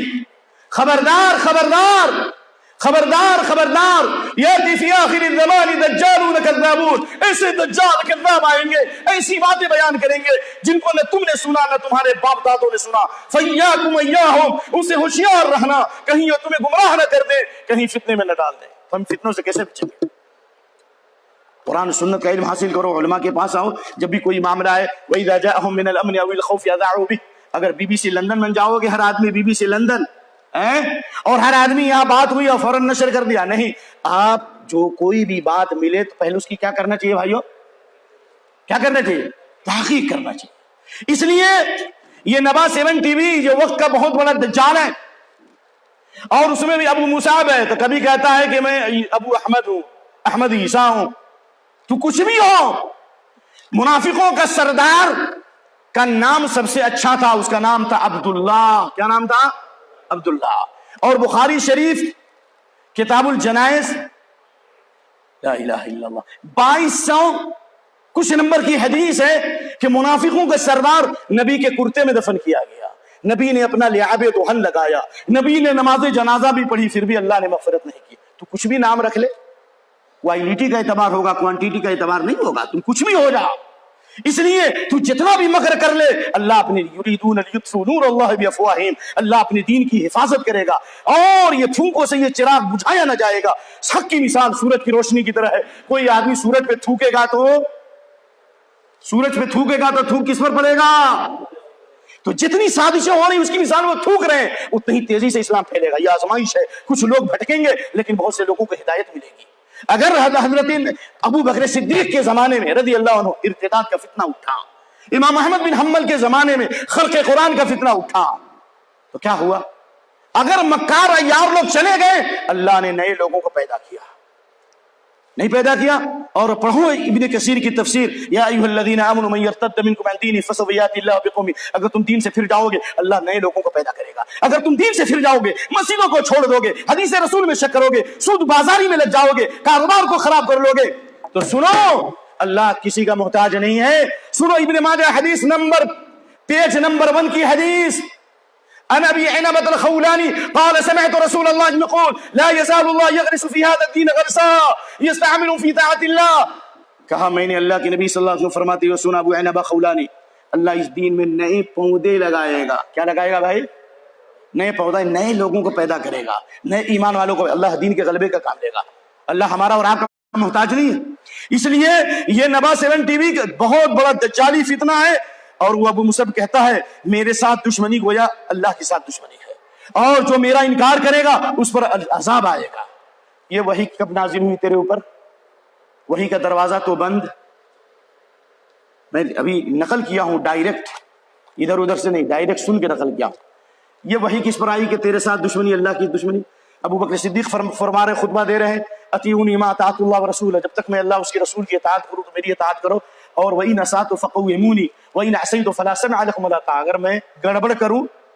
اگر میں گڑبڑ کروں، اگر مجھ سے غلطی ہو تو میری بات تم پر سننا ضروری نہیں اور میری اطاعت بھی تم پر ضروری نہیں. اور ان احسنت، سنو غور سے سنو، احسنت فَعِنُونِي، اگر میں صحیح کام کروں تو آپ مدد کریں، اور اگر میں وَإِنْ أَسَأْتُ فَقَوِّمُونِي غلط کریں تو آپ ہمیں سیدھا کر دیں. کیا کر دیں؟ جزاک اللہ. اگر میں جیسے آپ نے سیدھا کیا، جزاک اللہ، احسن، بر وقت. میں اس لیے کم کیا کہ کہیں آواز ٹکراتی تو نہیں ہے، مجھے سمجھانا ہے. کہا کہ اگر میں صحیح کام کروں تو میری مدد کریں، اور اگر میں غلط کروں تو مجھے کیا کر دو؟ سیدھا کر دو. تو جب ابو بکر صدیق نے یہ کہا تو کہتا ہے کہ تیرے ساتھ دشمنی، اللہ کی دشمنی، اس پر عذاب آئے گا، یہ وحی کس پر آئی؟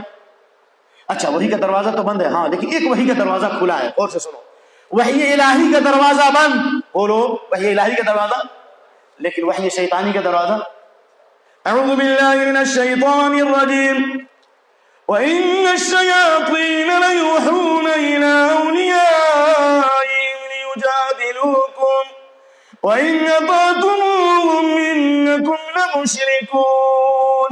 شیطان اپنے چیلوں پر وحی کرتے ہیں، شیاطین اپنے چیلوں پر وحی کرتے ہیں تاکہ تم سے جھگڑا کرے، بحث کرے.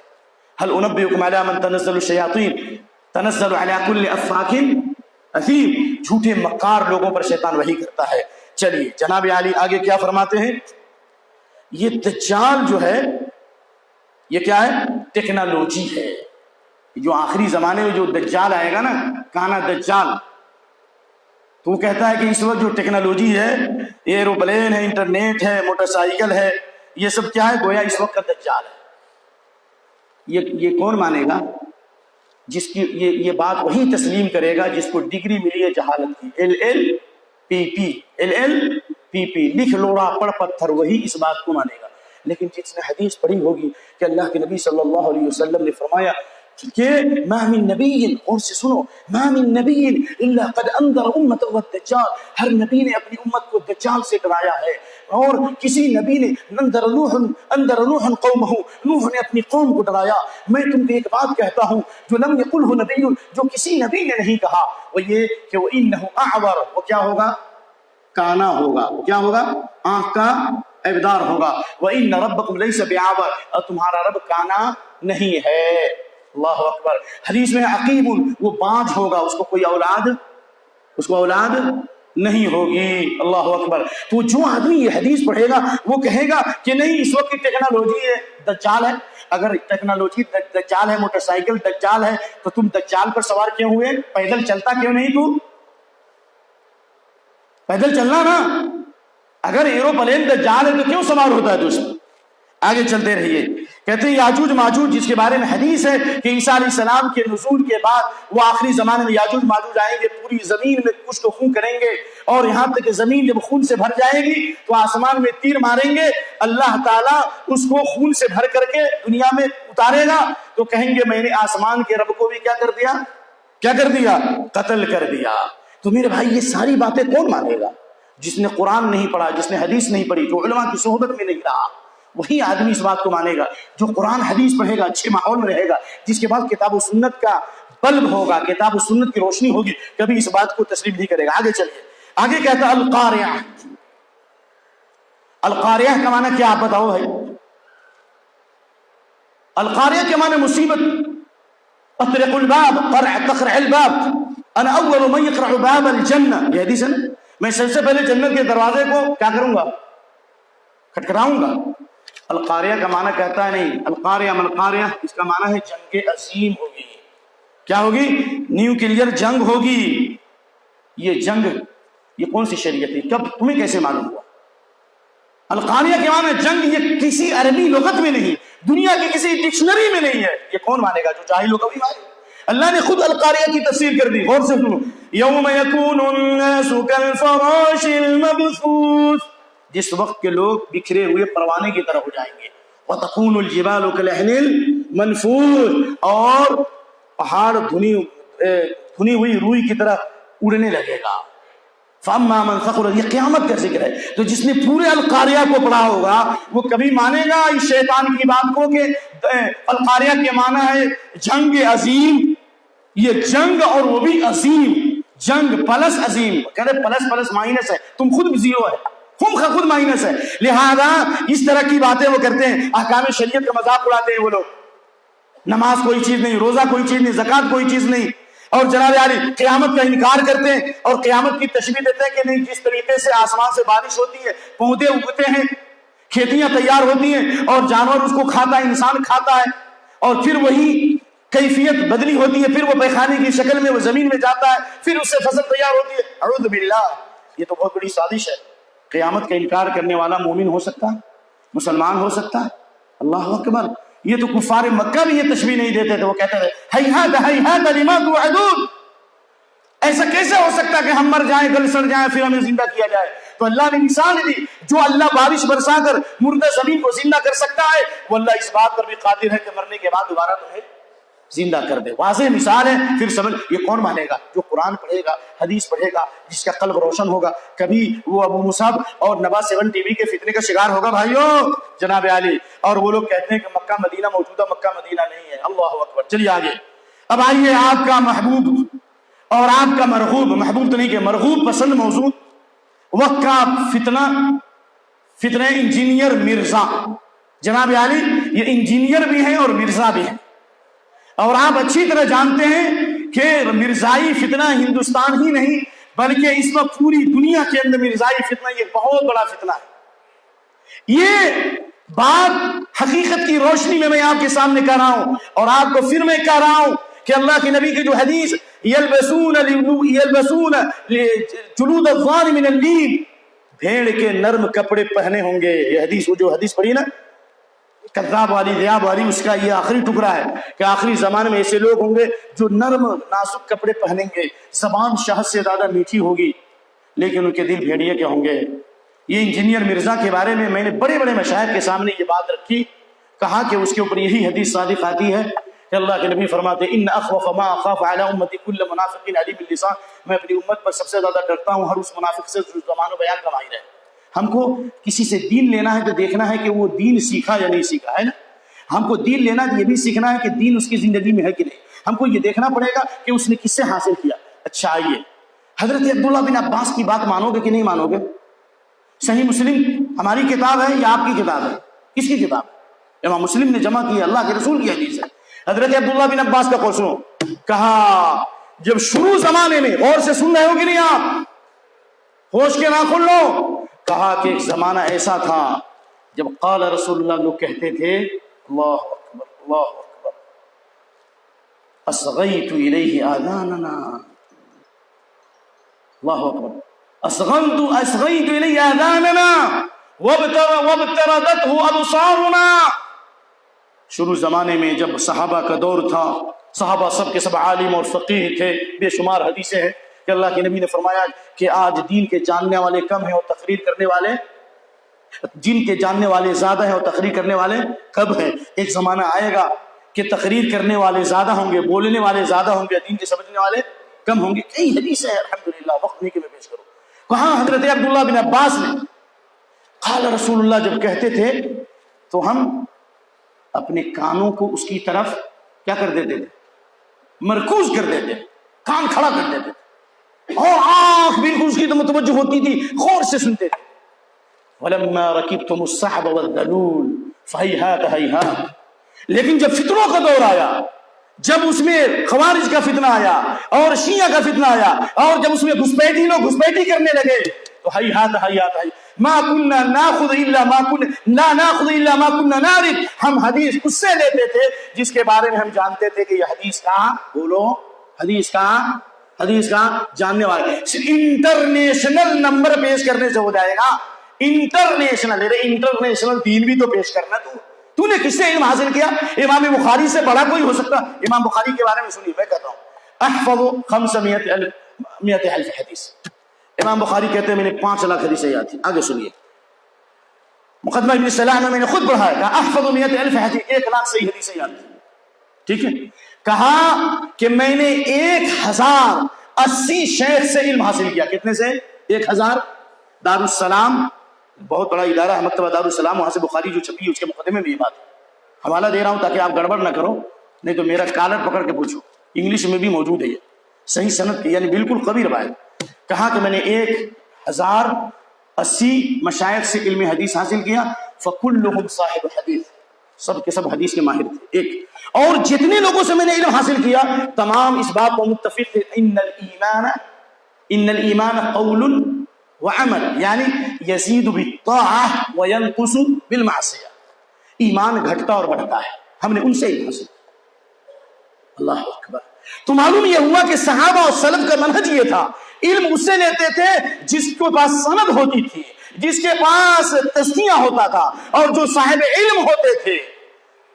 آج نہیں کہ کبھی مفسر بن گئے، کہ محدث بن گئے، کہ مؤرخ بن گئے، یہ تو اللہ کے نبی کی حدیث بخاری کی، جسے بخار آتا ہے، لوگوں کو نہیں آتا بخار، پڑھتے ہیں بخاری جو بلا عشق محمد آتا ہے بخار، ان کو بخاری نہیں آتی۔ اللہ کے نبی نے کہا استقرئوا القرآن من 4، بخاری کے الفاظ 4 صحابہ سے قرآن سیکھو۔ کیوں کہا 4 صحابہ سے قرآن سیکھو؟ عبداللہ بن مسعود، ابی بن کعب، معاذ بن جبل، اور آخری بتا دو سالم مولا ابی حذیفہ۔ اس لیے کوئی سن کے جاننے والے، مرزا کی کیا حیثیت ہے؟ حدیث پڑھتا ہے، حدیث کا لفظ نہیں پڑھ سکتا، عبارت نہیں پڑھ سکتا، انٹرنیشنل نمبر پڑھ کر کے اور اپنے چارمنگ والے انداز میں اور جناب ڈش ٹیگ کر کے اور جناب انگلش کے الفاظ استعمال کر کے معروف کر دینے سے ہو جائے گا؟ اللہ اپنے دین کا محافظ ہے۔ اور سن لو، میں اس کی تعریف کرتا ہوں کہ وہ بڑی تیاری کے ساتھ آتا ہے۔ کیا کرتا ہے وہ؟ بڑا چالاک، بڑی تیاری کر کے آتا ہے، پوری تیاری کر کے حفظ کر کے آتا ہے۔ یہی تو رہا ہے ہر زمانے میں کہ باتوں کو اتنے خوبصورت انداز میں پیش کرو اور اس آواز میں پیش کرو ایسا لگے کہ جناب علی کیا ہی کہا آپ نے۔ اس لیے حق حق ہے، باطل باطل ہے، چاہے جس لباس میں بھی آؤ گے اللہ رب العالمین ایسے لوگوں کو پیدا کرے گا، يحمل هذا العلم من كل خلف عدوله ينفون عنه تحريف الغالين وانتحال المبتلين وتاويل الجاهلين۔ چلیے آگے چلیے، یہ صفحہ نمبر انٹرنیشنل نمبر بتانے کے باوجود ابھی تک کالے رنگ کو ہی کیوں پسند کرتا؟ انٹرنیشنل نمبر بتانے کے باوجود اور حدیث رسول کا حوالہ دینے کے باوجود سفید رنگ اس کو پسند نہیں، جبکہ اللہ کے نبی کی حدیث ہے، شیخ صاحب البسوا من ثيابكم البيض، سفید کپڑے پہنو، یہ فضیلت ہے، کالا پہننا تھوڑی نا حرام تھوڑی نہیں، فإنها خير ثيابكم، یہ سب سے بہتر کپڑا سفید ہے، وكفنوا فيها موتاكم۔ اچھا، حضرت عمر کہتے تھے میں پسند کرتا ہوں جو قاری لوگوں کے کپڑے سفید، ٹھیک ہے، لیکن یہ کہتا ہے جناب علی محرم الحرام میں لوگ کالے کپڑے پہن کر کے شوق منائے۔ بالکل، میں اس کے سلسلے میں جو ہمارے اہل علم ہیں جنہوں نے ان کی پوری کیسٹیں سن کر کے ریکارڈ کیے وہ حوالے موجود ہیں۔ محرم الحرام میں کالے رنگ کے کپڑے پہن کر کے شوق منانا، یہ شریعت کس پر کیسے کس پر کب نازل ہوئی تمہارے اوپر؟ یہ کہاں سے آ گیا؟ یہ تو اللہ کے نبی صلی اللہ علیہ وسلم نے کالے رنگ کو پسند نہیں کیا۔ ہاں یہ ہے کہ کالا رنگ جائز ہے، اللہ کے نبی نے کالا امامہ پہنا ہے جو آپ پہنے ہوئے ہیں، ماشاءاللہ بہت اچھی بات ہے، لیکن اور بھی تو چیز ہے جس کے پیچھے جو چھپی ہوئی ہے۔ اللہ کے نبی فتح مکہ کے موقع پر داخل ہوئے مکے میں اور آپ کے سر پر کالا امامہ تھا، بے شک حدیث ابو جابر کی ہے، فتح مہمی کو مسلم شریف کی، اس میں کوئی شک نہیں، لیکن کالا امامہ پہننے سے یہ کہاں ثابت ہوتا کہ محرم میں شوق منانے کے لیے کالے کپڑے کا استعمال کریں؟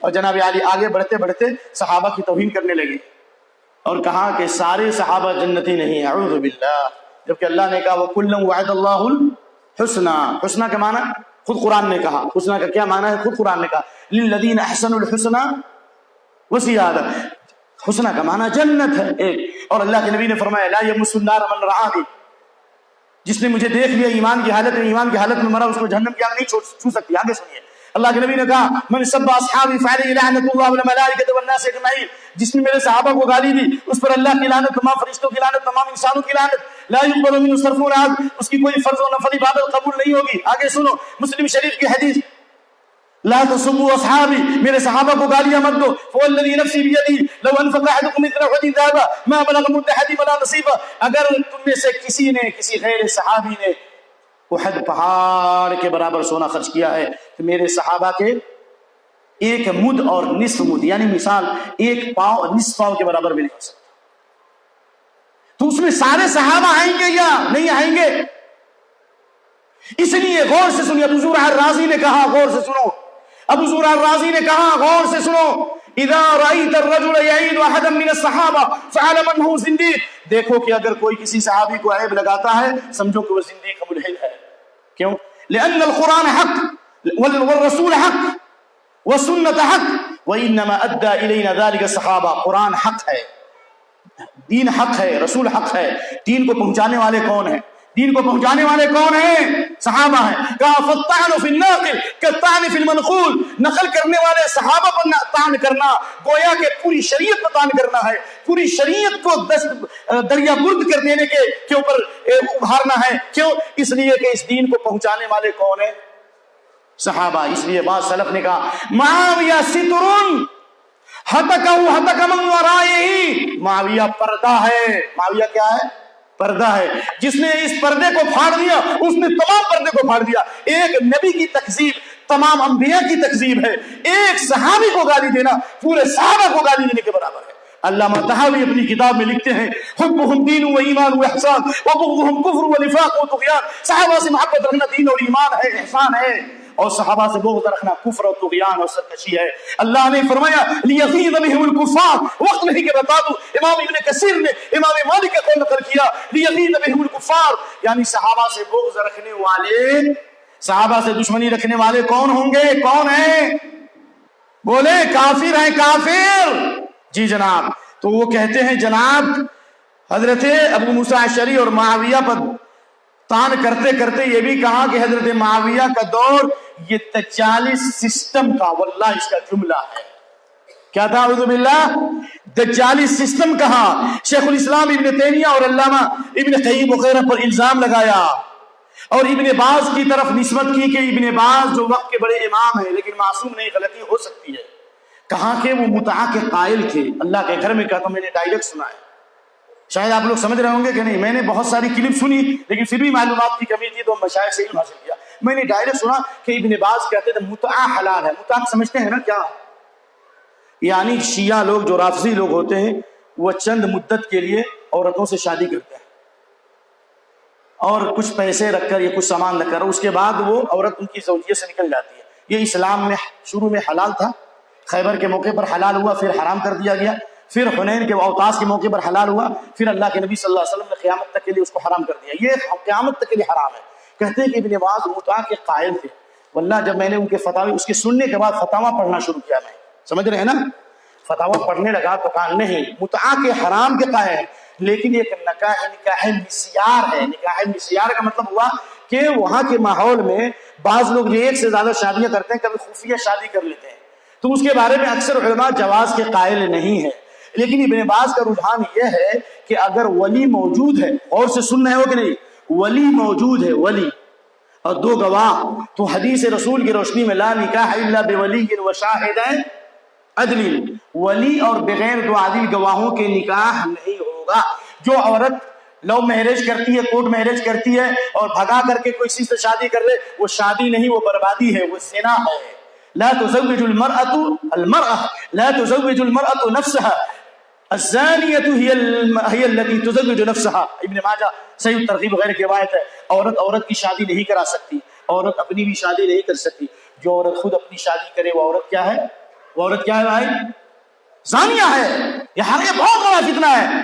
شیخ ابن باز نے حرمت کا فتویٰ دیا، لیکن اگر ولی موجود ہے، دو گواہ موجود ہے اور شادی کا چاروں طرف اعلان نہیں کیا کوئی حکمت کے پیش نظر، تو ابن باز کہتے ہیں کہ شادی میں کوئی حرج نہیں ہے۔ اس ظالم نے، میں نے خود سنا ہے، اس ظالم نے کہا کہ ابن باز متع کے قائل تھے. اس لیے کہتے ہیں درو گورا حافظہ نہ، جو جتنا بڑا جھوٹا ہوتا ہے نا، اللہ تعالیٰ اس کا حافظہ اسی طریقے سے کیا کر دیتا ہے، ختم کر دیتا ہے. اور جناب یہ دعویٰ کہ ایک مجلس کی 3 طلاق، ایک مجلس کی 3 طلاق، ایک مجلس کی 3 طلاق 3 ہی ہوگی. سب سے پہلے یہ فتویٰ دینے والا کہ ایک مجلس کی 3 طلاق 1 ہوگی، یہ فتویٰ دینے والا شخص کون ہے؟ ابن تیمیہ ہے. کے زمانے میں ایک مجلس کی 3 طلاق 1 تھی، جو ابن عباس کی حدیث مسلم شریف کی، اور ابو بکر کے زمانے میں بھی تھی رضی اللہ عنہ، عمر رضی اللہ عنہ کے زمانے میں بھی تھی رضی اللہ عنہ، لیکن بعد میں سزا کے طور پر انہوں نے نافذ کیا. لیکن اس کے بعد ہر دور ہر زمانے میں علماء کی کثیر تعداد تھی جو ایک مجلس کی 3 طلاق کو 1 کہتے تھے. اور اس سلسلے میں 2-3 حوالے میں اختصار سے پیش کرتا ہوں. امام ابو النجم محمد بن قاسم بن ہیبہ، جن کی وفات 224 ہجری میں، ان کے بارے میں اسی وقت کے امام، ان کے ہم عصر الامام ابن السائی کہتے ہیں اپنی کتاب تاریخ السائی میں جلد نمبر 9 صفحہ نمبر 324 میں کہتے ہیں کہ امام ابو النجم اس بات کے قائل تھے کہ ایک مجلس کی 3 طلاق 1 ہی ہے. یہ ابن تیمیہ سے پہلے کے ہیں. جس وقت وہ وفات پائے اس وقت ابھی امام ابن تیمیہ پیدا بھی نہیں ہوئے تھے. اور اسی طرح 6 صدی ہجری میں ابن رشد اور فخر الدین رازی نے اس بات کا فتویٰ دیا کہ ایک مجلس کی 3 طلاق 1 ہی یہی راجح ہے، اور کہ وہ اختیار کثیر من علماء الدین وهذا القول هو الاقيس. یہ تو 6 صدی ہجری کے ہی ابن تیمیہ سے پہلے کہتے ہیں ایک مجلس کی 3 طلاق 1، یہ بہت سارے علماء کا پسندیدہ قول ہے، اور یہی عقل کے اور قیاس کے زیادہ قریب ہے، اور اسی میں عورتوں کو انصاف ملنے والا ہے. تو یہ فتنے جو آپ کے سامنے دندرا رہے ہیں، اس کی وجہ یہی ہے کہ ہم نے اور آپ نے شریعت کی روشنی سے برگشتی کی اختیار کی، اور علماء سے علم حاصل نہیں کیا، اور ہر آدمی BBC لندن بن گیا، ادھر کوئی بات آئی اور فوراً دوسرے کو شیئر کر دیا. میں آپ کو بتاؤں، یہ خبر سن کر کے فوراً نشر کر دینا، موبائل پر کوئی میسج آیا فوراً میسج کر آپ اس نے سینڈ کر دیا، تو کس کا انجام معلوم ہے آپ کو؟ یہ بھی فتنہ ہے. بغیر تحقیق کے اگر موبائل پر کوئی میسج آتا ہے، یا انٹرنیٹ پر، یا فیس بک پر، یا ٹویٹر پر اگر کوئی بھی خبر آتی ہے، اگر آپ تحقیق نہیں کرتے یوں ہی نشر کر دیتے ہیں، اس بات کا ڈر ہے کہ قیامت تک عذاب ہوگا قبر میں. میں دلیل دیتا ہوں بخاری، میرے جملے کو دہراؤ آپ کو. جو Facebook, internet, electronic media, print media, جس پر جو خبریں آتی ہیں بغیر تحقیق کے ہم شیئر کر دیتے ہیں اور پھیلا دیتے ہیں، اس بات کا ڈر ہے کہ قبر میں قیامت تک عذاب ہوگا. سمجھ میں آگئی بات؟ میں دعویٰ میرا ہے، دلیل سنو. بخاری شریف، سمرہ بن جندب کہ اللہ کے نبی صلی اللہ علیہ وسلم فجر کی نماز کے بعد خوابوں کی تعبیر کرتے تھے، اور ایک مرتبہ آپ نے اپنا خواب بیان کیا. آپ نے کہا وہ حدیث جس میں کہا کہ ایک ایسا آدمی کو مجھے فرشتے، جو 2 فرشتے آئے مجھے لے کر کے چلے، اور دیکھا کہ ایک ایسے آدمی سے گزر گیا کہ دونوں جوڑے کو ایسے پھاڑ رہے ہیں، پھر جبڑا سے خون بہہ رہا ہے، پھر جٹ جا رہا ہے، پھر پھاڑ رہے ہیں، اور یہ بالکل یہ گدی سے نکل رہا ہے، پورا واقعہ ہے. تو اس حدیث کے آخری میں بتایا گیا یہ وہ شخص ہے جو کذاب تھا، جھوٹ بولتا تھا.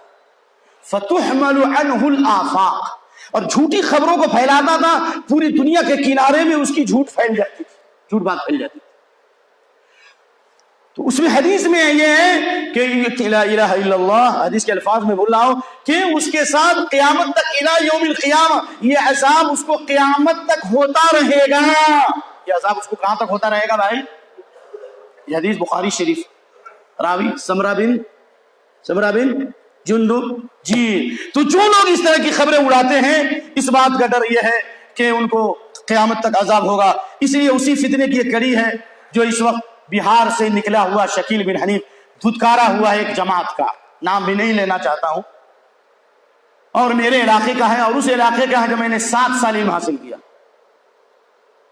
دربھنگا سلفیہ، میں نے وہیں سے فراغت حاصل کی الحمدللہ. اس علاقے کا ہے، اور اس نے دیکھا کہ جب میری دال نہیں گل رہی ہے تو چلو ساؤتھ انڈیا میں دال گلاتے ہیں. ارے دال تم گلا لو گے لیکن وہ دال جو ہوگی وہ کالی ہی دال ہوگی، وہ سفید نہیں ہوگی۔ اس نے دعویٰ کر دیا کہ میں عیسیٰ ہوں اور میں مہدی ہوں، اور اس کے لیے ایک موضوع حدیث بھی ہے، لا مہدی الا عیسیٰ، حدیث منکر ہے، موضوع ہے، مہدی کوئی نہیں ہے، عیسیٰ ہی مہدی ہے، یہ حدیث ثابت نہیں ہے۔ آگے چلیے، اور جناب علی اس نے یہ دعویٰ کیا کہ جناب علی یہ جو دجال جو آئے گا اس سے مراد امریکہ اور فرانس ہے۔ کیا ہے؟ امریکہ اور فرانس ہے۔ ہمارے شیخ مقیم فیضی حفظہ اللہ اس کے اوپر کتابیں لکھ رہے ہیں، کل ہی بات کیا ہوں اور کہا کہ اس کے اوپر میں بہت تحقیقی کتاب لکھ رہا ہوں الحمدللہ۔ کہا کہ وہ کہتا ہے کہ کافر یعنی کاف سے مراد امریکہ اور فا سے مراد فرانس ہے، اور فرانس میں اور را بھی ملا دیا، تو کاف سے مراد امریکہ اور فا سے مراد فرانس، را کہاں سے ملا دیا؟ زیادہ فرانس بڑا مجرم ہے۔ تو یہ کاف سے مراد امریکہ اور فا سے مراد فرانس، یہ وحی کب آئی تیرے اوپر؟ وحی کا دروازہ تو بند ہے۔ ہاں شیطان نے وحی کی ہوگی، شیطان کے بارے میں تو اللہ نے کہا وَإِنَّ الشَّيَاطِينَ لَيُوحُونَ إِلَىٰ أَوْلِيَائِهِمْ لِيُجَادِلُوكُمْ، شیطان تم سے جدال وحی کرتے اپنے چیلوں کو تاکہ تم سے کیا کریں؟ جدال کریں۔ تو بہرحال یہ بات ایسی نہیں ہے کہ اس پر رد کیا جائے، یہ اس لائق نہیں ہے، اس لیے کہ آپ لوگ کتاب و سنت کے جاننے والے ہو، آپ ماننے والے ہو، آپ دجال کی بے شمار حدیثیں پڑھ چکے ہو، آپ سن چکے ہو کہ دجال جب آئے گا احد پہاڑ پر چڑھے گا، یہ روایت مسلم احمد میں، مدینے میں نہیں جا سکتا، اور علی انقاب المدینہ کیا ہے؟ ملائکہ یحرسونہا، مدینہ کے راستوں پر اللہ فرشتوں کو متعین کر دے گا جو دجال کو مار بھگائیں گے وہ حق کی طرف بھاگے گا۔ یہ حدیث تو مسلم بخاری میں خود مسلم ہے، مسلم احمد میں یہ روایت موجود ہے الحمدللہ، کہ وہ احد پہاڑ پر چڑھے گا اور کہے گا یہ ھذا القصر الابیض، یہ سفید بلڈنگ جو مسجد نبی نظر آئے گی، کہے گا یہ محمد کا ہے۔ اتنی صحیح باتوں کے باوجود، اتنی واضح باتوں کے باوجود تم کہو گے کاف سے مراد امریکہ اور فا سے مراد فرانس اور را بھی ملا دیا تو نے، یہ بات کوئی بالغ آدمی نہیں مان سکتا۔ جو نابالغ ہوگا، جو عقل سے پیدل ہوگا، جو جہالت کے اندھیرے میں سانس لے رہا ہوگا وہی مانے گا۔ لہذا ان تمام فتنوں سے بچو۔ اس نے یہاں تک کہہ دیا کہ میں عیسیٰ ہوں، عیسیٰ علیہ السلام آسمان سے نازل ہوں گے، تو نازل ہونے کا معنی پیدا کرنا، اللہ نے مجھے پیدا کیا۔ عیسیٰ علیہ السلام آئیں گے تو وہ تو دعویٰ نہیں کریں گے۔ عیسیٰ علیہ السلام تو آئیں گے فجر کی نماز کے وقت، جو حدیث ہے کیف انتم اذا نزلت ابن مریم، کیف انتم اذا نزلت فیکم ابن مریم وامامکم منکم۔ عیسیٰ علیہ السلام آئیں گے، فجر کی نماز کا وقت ہوگا، امام مہدی کی امامت میں نماز پڑھیں گے، تکرمت اللہ لہذه الامہ، اس امت کی کیا ہے اللہ تعظیم کرے گا، اس امتی کے پیچھے حضرت عیسیٰ نماز پڑھیں گے، سبحان اللہ۔ اور امام مہدی کی خصوصیت اللہ کے نبی نے فرمایا اجل الجبہہ، ان کی پیشانی روشن ہوگی، اور جناب علی آپ نے فرمایا من عترتی، میرے خاندان سے ہوں گے، یوات اسمی، اس کا نام میرا نام ہوگا، اور میرے باپ کا نام کیا ہوگا؟ میرے باپ کا نام اس کے باپ کا نام ہوگا۔ تو تم تو وہ تو محمد بن عبداللہ تھے، تم شکیل بن حنیف، تم کہاں ہو؟ حنیف کیوں ہو گیا تو؟ اور بھی شکیل بھی ہو گیا تو اور حنیف بھی ہو گیا، اس لیے کہ تو عقل سے پیدل ہے۔ لہذا میرے بھائیو اس لائق نہیں ہے کہ اس پر رد کیا جائے۔ لہذا میں بہت ہی اختصار کے ساتھ اپنی بات کو ختم کرتے ہوئے آپ کو کچھ اور فتنوں کے بارے میں اشارہ کرتے ہوئے چلتا ہوں۔ ان فتنوں میں سے فتنہ انٹرنیٹ کا فتنہ ہے، الیکٹرانک میڈیا، پرنٹ میڈیا، جو فتنہ ہے جس کے بارے میں حضرت حذیفہ نے کہا تھا، کیا کہا تھا معلوم ہے؟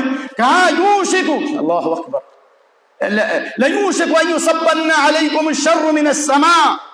مصنف نبی سے جب نے یہ حدیث دیکھی تو میں نے پھر دوبارہ تحقیق کی، سبحان اللہ۔ کہا کہ ایک زمانہ آئے گا کہ آسمان کی بلندیوں سے برائیاں تم پر ڈالی جائیں گی۔ 13,000 چینل اسلام کے خلاف گردش کر رہے ہیں، اسلام کے خلاف۔ یہ میڈیا کا فتنہ ہے، چاروں طرف سے فتنے ہمیں گھیرے ہوئے ہیں، لیکن ایسے فتنے کے وقت میں اگر صحیح دین پر قائم رہو گے تو کیا ملے گا؟ کچھ ملے گا کہ نہیں ملے گا؟ کیا ملے گا بھائی؟ نمبر 1 العبادت فی الحرج، العبادت فی الحرج کہجرت الیہ، فتنوں کے وقت میں جو صحیح عبادت کرے گا میری طرف ہجرت کا ثواب ملے گا۔ انہی فتنوں میں سے فتنہ حکام کے خلاف بغاوت کا فتنہ ہے، اور یہ موضوع میں اس سے پہلے کافی بیان کر چکا ہوں، اس لیے کہ کسی حکومت کے خلاف بغاوت کرنے کے لیے 3 شرطوں کا ہونا ضروری ہے، سن لو۔ نمبر 1 کہ وہ کافر ہو، نمبر 1 بولو بھائی، وقت ختم ہو رہا، ہو گیا ختم۔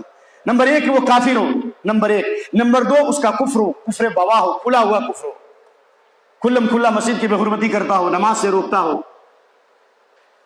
ٹھیک ہے، زناکاری اور فحاشی کو پھیلاتا ہو اور اس کو جائز سمجھتا ہو۔ نمبر 3 وہ برائی کو روکنے کی صلاحیت ہو۔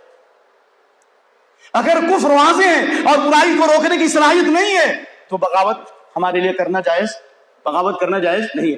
میں پوچھتا ہوں مکے میں 360 بت تھے تو اللہ کے نبی صلی اللہ علیہ وسلم نے کعبہ میں نماز پڑھی کہ نہیں؟ مکے میں یعنی کعبہ میں 360 بت تھے تو اللہ کے نبی طواف کرتے تھے کہ نہیں؟ مکے میں کرتے تھے کہ نہیں؟ بولو. مکہ سے مدینہ آئے, آپ نے صلح حدیبیہ کے موقع سے واپسی کی, لیکن جب 1 سال کے بعد صلح حدیبیہ کے بعد جب آئے مکے میں 360 بت تھے تو آپ نے اسی حالت میں خانہ کعبہ کا طواف کیا کہ نہیں کیا؟ بولو. لیکن کب توڑا؟ جب آپ کے ہاتھ میں ڈنڈا آیا, طاقت آئی, آپ بتوں کو توڑتے تھے, کہتے تھے جاء الحق وزهق الباطل قل جاء الحق وما يبدئ الباطل وما يعيد. تو اس لیے میرے بھائیوں اس بات کو سمجھنے کی ضرورت ہے, اور انہی فتنوں میں سے یہ فتنہ مظاہرات کا فتنہ ہے اور یہ جلوس کا فتنہ ہے. یہ مظاہرات اور جلوس کی ابتدا کس نے کی؟ بولو. کیا صحابہ نے کی؟ یہ سبائی فتنہ ہے, یہ خوارج کا فتنہ ہے. اور سن لو حدیث, اللہ کے نبی صلی اللہ علیہ وسلم نے حضرت عبداللہ بن عمر فرماتے ہیں میں نے 20 مرتبہ سے زیادہ اللہ کے نبی صلی اللہ علیہ وسلم سے سنا اس بات کو کہتے ہوئے, کہا ینشأ نشأ یقرؤون القرآن کلما خرج قرن قطع. نوخیز لوگ قرآن پڑھیں گے اور قرآن پڑھیں گے لیکن حلق سے نیچے نہیں اترے گا. کلما خرج قرن قطع, جب تک یہ جب یہ لوگ نکلیں گے ان کی گردنیں اڑا دی جائیں گی. یہ خوارج کا فتنہ تھا. حضرت عثمان کے خلاف جلوس کس نے نکالا؟ حضرت عثمان کے گھر کا محاصرہ کس نے کیا؟ حضرت عثمان رضی اللہ عنہ کو شہید کس نے کیا؟ یہ سب سے پہلا مظاہرہ اسلام کی تاریخ, اسلامی تاریخ میں خوارج کا مظاہرہ ہے. اسلام, ہمارے شیخ ہمارے مکتب کے مدیر نے کہا تلک عشرۃ کاملہ, 10 ایسے دلائل دیے کہ مظاہرات حرام ہیں. اللہ چند حالتوں کے جہاں بالکل اضطراری حالت ہے ملک میں اور آپ کو حکومت مکمل پرمیشن دیتی ہے, ان حالات میں آپ کریں گے خاص شرط کے ساتھ. لیکن مظاہرات یہ اسلام میں اصلاح کا طریقہ نہیں ہے. آج جو سوریہ برباد ہوا, آج جو لیبیا تباہ و برباد ہوا, اور آج جو تیونس کی زمین ٹکڑے ٹکڑے جو ہو گئی اور پورا جزیر عرب میں جو آگ لگا ہوا ہے, اس کی وجہ یہی ہے, زبان کا فتنہ, مظاہرات کا فتنہ. جب اللہ کے نبی فرماتے ہیں ایسے ائمہ اور ایسے پیشوا آئیں گے قلوبہم قلوب الشیاطین فی جثمان انسانی, انسانی شکل میں شیطان صفت لے ہوں گے, پھر بھی ان کے خلاف بغاوت مت کرنا جب تک کہ وہ نماز قائم کریں. وَإِنْ أَخَذَ مَالَكَ وَجَلَدَ ظَهْرَكَ, اگرچہ تمہاری پیٹھ پر کوڑا برسائیں اور تمہارے مالوں کو لوٹ لیں, اس لیے ان فتنوں سے بچو. اور انہی فتنوں میں حریت المرأہ, عورت کی آزادی کا فتنہ ہے. عورت کی آزادی کا مطلب تھوڑی نہ ہے کہ ہم عورت کو مکمل آزاد کر دیں. عورت آزاد کر دے تو مرد کیا کرے گا؟ عورت گھر میں کھانا بھی بنائے, شاپنگ سینٹر کی زینت بھی بنے, کلبوں کی زینت بھی بنے, تھیٹر میں بھی جائے, اور عورت کھانا بھی بنائے اور 9 مہینہ تک پیٹ میں بچے کو اٹھائے بھی. یہ ظلم نہیں ہے عورت پر؟ اس لیے اللہ نے نبی کی بیویوں کو کہا وَقَرْنَ فِي بُيُوتِكُنَّ وَلَا تَبَرَّجْنَ تَبَرُّجَ الْجَاهِلِيَّةِ الْأُولَىٰ. اے نبی کی بیویوں گھر میں ٹک کر کے رہو, بے پردہ ہو کر مت نکلو. اس آیت کے نزول کے بعد حضرت سودا نہیں نکلی یہاں تک کہ ان کا جنازہ نکالا گیا. تفسیر ابن کثیر. اور جب عورت نکلتی ہے فَإِذَا خَرَجَتِ اسْتَشْرَفَ الشَّيْطَانُ, شیطان ان سے اچک لیتا ہے. اللہ نے نبی کی بیویوں کو کہا ہے وَلَا بے پردہ ہو کر مت نکلو. لہذا عورت کی آزادی یہ سحر ہے, یہ الحاد ہے, یہ تحریت ہے, یہ انکار ہے, یہ تکذیب ہے, یہ شریعت کے ساتھ عناد ہے. لہذا عورت کی آزادی یہ شریعت کی بربادی ہے. عورت کی آزادی گھر میں ہے, خاتون خانہ بن کر کرے. لہذا عورتوں کو پردے میں رکھنے کی کوشش کرو. جب تک عورتیں پردے میں تھی دین پردے میں تھا, دین کی حفاظت تھی. جب عورتیں باہر نکل گئیں اس امت کا سب سے بڑا فتنہ عورت کا فتنہ ہے. حدیث بخاری مسلم. ما ترکت بعدی فتنة اضر علی الرجال من النساء, میں نے اپنی بات کوئی فتنہ اتنا زیادہ نقصان دہ نہیں چھوڑا جتنا بڑا فتنہ عورتوں کا فتنہ ہے. یہ موضوع بہت طویل ہے, میں آپ سے کہتا ہوں کہ آپ ہم سے زیادہ اس سلسلے میں سن رکھے ہوں گے. لہذا عورتوں کو آزادی دینے کا مطلب ہرگز یہ نہیں ہے کہ آپ ان کو مکمل آزاد کرو. میں ایک مثال دیتا ہوں. کویت کے دارالفتاء نے, بس ختم کر رہا ہوں, کویت کے دارالفتاء نے دنیا کے پورے اسلامی ممالک میں خط لکھا, علماء سے فتویٰ لیا کہ مرد اور عورت کو ایک ساتھ بیٹھنا جائز ہے کہ نہیں. اختلاط جس کو کہتے ہیں, یعنی کیا بولتے ہیں اس کو, کو ایجوکیشن, تعلیم میں اختلاط, مرد لڑکوں اور لڑکیوں کا بیٹھنا ایک ساتھ جائز ہے کہ نہیں. تمام دنیا کے ممالک کے علماء کا اس بات پر اتفاق ہوا کسی حالت میں مرد اور عورت کا ایک ساتھ بیٹھنا جائز نہیں ہے. اللہ کے نبی کی حدیث ہے لَأَن يُطْعَنَ فِي رَاسِ أَحَدِكُمْ بِمَخِيطٍ مِّنْ حَدِيدٍ خَيْرٌ مِّنْ أَن يَمَسَّ امْرَأَةً لَا تَحِلُّ لَهُ.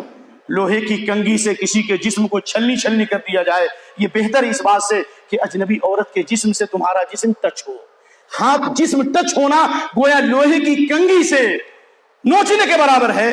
تو عورت کی آزادی کا زہر کتنا زیادہ ہوگا. اللہ اکبر. اس لیے جو بعض سلف کا یہ قول ہے کہ النظر سموم من صحاب ابلیس، حدیث ثابت نہیں ہے لیکن بعض سلف کا قول ہے یہ نگاہ جو ہے ابلیس کے زہر آلود تیروں میں سے ایک تیر ہے. عورت کے اندر جو کشش ہے اور اس کے اندر جو خوبصورتی ہے اس کے فتنے کا شکار جو آدمی ہو جائے گا تو یاد رکھو اسی فتنے کی وجہ سے بنی اسرائیل میں ایک دن میں 70,000 لوگ مر گئے. عورت کا فتنہ بہت بڑا فتنہ ہے. اللہ اکبر. چلیے تو میں اپنی بات ختم کرتے ہوئے میں آپ تمام کو اس بات کی وصیت کرتا ہوں، اس بات کی نصیحت کرتا ہوں اپنے آپ کو، ان فتنوں سے بچنے کے لیے تقوی اختیار کرو. جب فتنے کا دور ہو رہا تھا، خوارج کا ظہور ہو رہا تھا، طلق بن حبیب کہا کرتے تھے تابعی اتقوا اللہ، اللہ سے ڈرو، اللہ سے ڈرو. کہا اللہ سے ڈرنے کا کیا مطلب؟ کہا فتنے سے بچنے کے لیے تقوی اختیار کرو. فتنوں سے بچنے کے لیے کیا کرو؟ کہا کہ اس کا مطلب کیا ہے؟ کہا کہ ان تعمل بطاعت اللہ ثوابا من اللہ، ان تعمل بطاعت اللہ، ان تعمل بطاعت من اللہ ترجو ثواب اللہ. کیا مطلب؟ اللہ کے احکام پر چلو تو ثواب کی امید رکھو. کیا کرو؟ عمل کرو تو کیا کرو؟ امید کس سے رکھو؟ وان تترك معصیت اللہ علی نور، ان تعمل بطاعت اللہ علی نور من اللہ ترجو ثواب اللہ. علم کی روشنی میں، علم کی روشنی میں، علم کی روشنی کہاں ملے گی؟ بکلیٹ میں ملے گی، ٹویٹر پہ ملے گی، فیس بک پہ ملے گی، کس پر ملے گی بھائی؟ اور یوٹیوب پر ملے گی. میرا وقت ابھی آنے سے پہلے پوری رات یوٹیوب پہ ضائع کیا ہوں. پوچھو کیوں؟ پوری رات دیکھا کہ آخر ہے کیا. واللہ العظیم میں نے دیکھا سینکڑوں تقریروں میں ایک دو تقریر ایسی ملتی تھی جس کے اندر کتاب و سنت کا نور ہوتا تھا. ظلمت.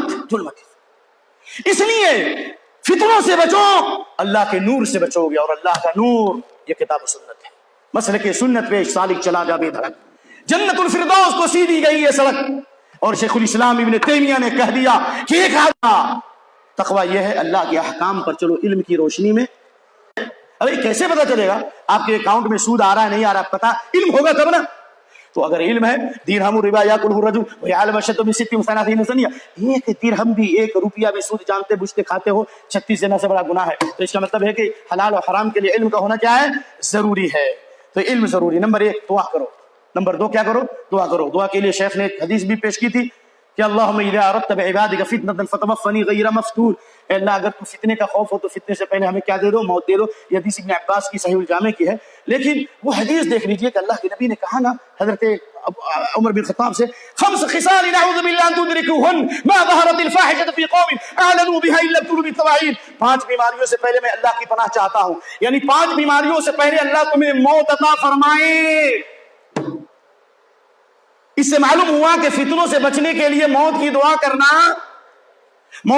کرنا جائز ہے. عام حالت میں نہیں کریں گے. ایک حضرت مریم نے کہا نا یا لیتنی مت قبل ھذا وکنت نسیا منسیا. اس سے بھی لوگوں نے دلیل پکڑی ہے. آگے چلیے. فتنوں سے بچنے کے لیے قیام اللیل جو حدیث پیش کر چکا. نمبر 3 علماء راسخین کے پاس رہو. ایک ڈاکٹر اپنے سے بڑے ڈاکٹر کا محتاج ہے. کہاں اسپیشلسٹ لوگ، سرجن لوگ کہاں ہے؟ اپنے سے بڑے سرجن کے محتاج ہے. انجینئر اپنے سے بڑے انجینئر کا محتاج ہے. لیکن LLPP کی ڈگری لے کر تم مفتی بن گئے، قاضی بن گئے، محدث بن گئے، امام بن گئے. ہر عالم اپنے سے بڑے عالم کا محتاج ہے. ابو بکر صدیق صحابہ میں سب سے بڑے عالم، لیکن دادی کو حصہ ملے گا کہ نہیں ملے گا؟ پوچھئے شیخ سے. ابو بکر صدیق نے کہا ہم کو معلوم نہیں، ہم صحابہ سے پوچھیں گے. تو ابو بکر صدیق پوچھ لینے سے وہ چھوٹے نہیں ہوئے، اور آپ عالم سے پوچھ لو گے تو چھوٹے ہو جاؤ گے. وعدہ کرو کہ ہم انشاءاللہ کتاب و سنت کا علم حاصل کریں گے، اور ہر بڑے چھوٹے مسئلے میں علماء سے رجوع ہوں گے، اور ہم فتویٰ نہیں دیں گے بلکہ ہم تقوی اختیار کریں گے. کیوں؟ اس لیے کہ بہت سارے دلائل ہیں، وقت نہیں کہ بتاؤں. کہ ایک اب لا الہ عبد الرحمن بن لیلہ کہتے ہیں میں نے 300 بدری صحابہ کو دیکھا. کتنے کو دیکھا؟ 300 بدری صحابہ کو دیکھا کہ جب ان سے مسئلہ پوچھا جاتا تھا تو وہ جواب نہیں دیتے تھے، چاہتے تھے کہ کوئی ان کا دوسرا ساتھی جواب دے. تو بہرحال علماء کے پاس رہیے. اور نمبر 2 بلا ضرور میدان میں باہر مت نکلو، کیونکہ اللہ کے نبی نے فرمایا ایک فتنہ آئے گا تو ستکون فتنۃ القائم خیر القاعد فیہا خیر من القائم. بیٹھنے والا کس سے بہتر ہوگا شیخ؟ کھڑے ہونے والے سے. اور کھڑے ہونے والا بیٹھنے والے سے. اور بیٹھنے والا چلنے والے سے بہتر ہوگا. چلنے والا والماشی خیر من السعی، دوڑنے والے سے بہتر ہوگا. فتنے جب ہر طرف پھیلیں گے، جتنے باہر جائیں گے اتنے فتنے ہوں گے. لہذا بلا ضرورت گھر سے باہر نہ نکلے. سمجھ میں آ گئی بات نا؟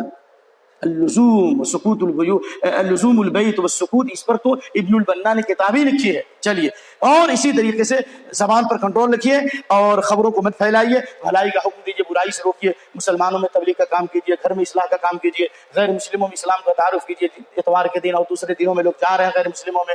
ہمارے شفیع مدنی صاحب بھی ماشاءاللہ مدنی چینل جو ربانی چینل ہے وہ مدنی نہیں، وہ مدنی نہیں، وہ تو فتنہ ہے. مدنی چینل، ربانی چینل، مدینے والا دین لے کر کے قریوں میں نکل رہے ہیں. آپ اس چینل میں آ جاؤ، وہ ربانی چینل ہے.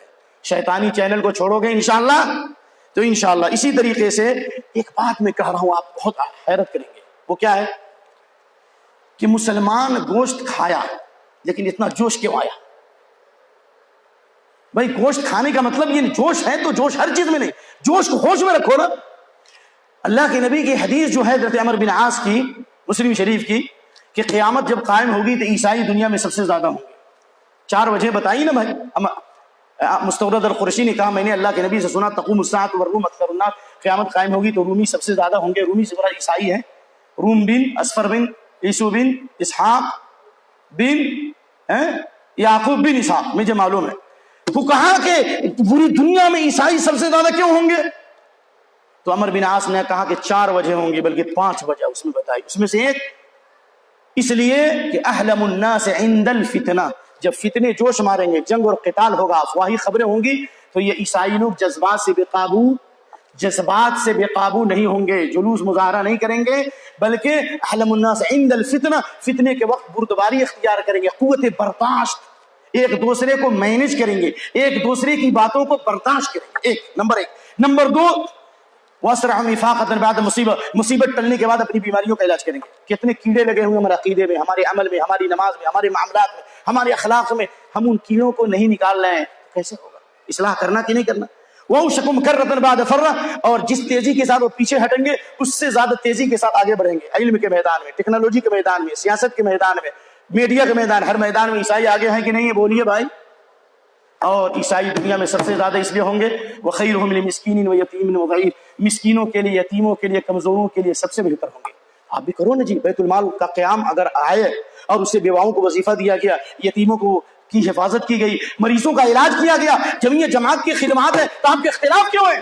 آپ اگر اکیلے ہو، اکیلے جماعت پر ہو، ہم اکیلے ہی چلے تھے جانب منزل مگر لوگ ساتھ آتے گئے، کارواں بنتا گیا. جب ہم گھر کے سارے افراد کو صحیح نہیں کر سکتے، 5 انگلی 5 طرح، تو سارے لوگ تہجد گزار ہو جائیں اور امیر صاحب ابو بکر بن جائیں، عمر بن جائیں، ہو سکتا ہے ان میں بھی خلل ہو. معصوم علی الخطا نہیں ہے. آپ عیب کو اچھالنے کے بجائے ان کے سامنے بیان کرو، لکھ کر کے بیان کرو. نہیں کر سکتے دعا کرو، لیکن عیب کو اچھالنا یہ سخت جرم ہے. اسی طریقے سے فتنوں سے بچنے کے لیے یہ ہے کہ جلد بازی سے بچا جائے. جس طرح موسیٰ علیہ السلام نے تھوڑی جلد بازی کی تو بنی اسرائیل نے موسیٰ علیہ السلام کی تھوڑی جلد بازی سے کیا ہوا؟ بنی اسرائیل نے کس کی عبادت کر دی؟ بچڑے کی عبادت کر دی. دلیل قرآن میں ہے. اسی طریقے سے آپ کو چاہیے کہ آپ دنیا کے حالات پر بھی نظر رکھیں. کس پر رکھیں؟ حالات پر بھی نظر رکھیں. کیوں؟ اس لیے کہ ایک سوراخ سے مومن 2 مرتبہ نہیں ڈسا جاتا. اللہ سے دعا ہے کہ میرے اس اشارے کو آپ سمجھیں. بار بار ٹھوکرے لگنے کے بعد، بار بار پٹانے کے باوجود، بار بار ضرب لگنے کے باوجود 42% مسلم آبادیت تباہ و برباد ہو رہی ہے. عالم اسلام پر یہود و نصارہ کی الغار ہے. دشمنوں نے چاروں طرف سے گھیر دیا ہے. 17 لاکھ مسلمان 17 لاکھ مسلمان کہاں کے؟ برما کے بیار و مددگار پڑے ہوئے ہیں بنگلہ دیش میں. کوئی ان کو سہارا نہیں دے رہا. کیا ہم چاہتے ہیں کہ ہماری بھی وہی حالت؟ تو یہ دین کی امانت، توحید کی امانت سینوں میں ہے ہمارے. آسا نہیں مٹانا نام و نشا ہمارا. اور یاد رکھو ہمیں کسی محافظ کی ضرورت نہیں. کاغذ کے پرزوں پر لکھے ہوئے قانون تمہاری حفاظت نہیں کر سکتے. ابوالکلام کہتے چلے گئے. کیوں؟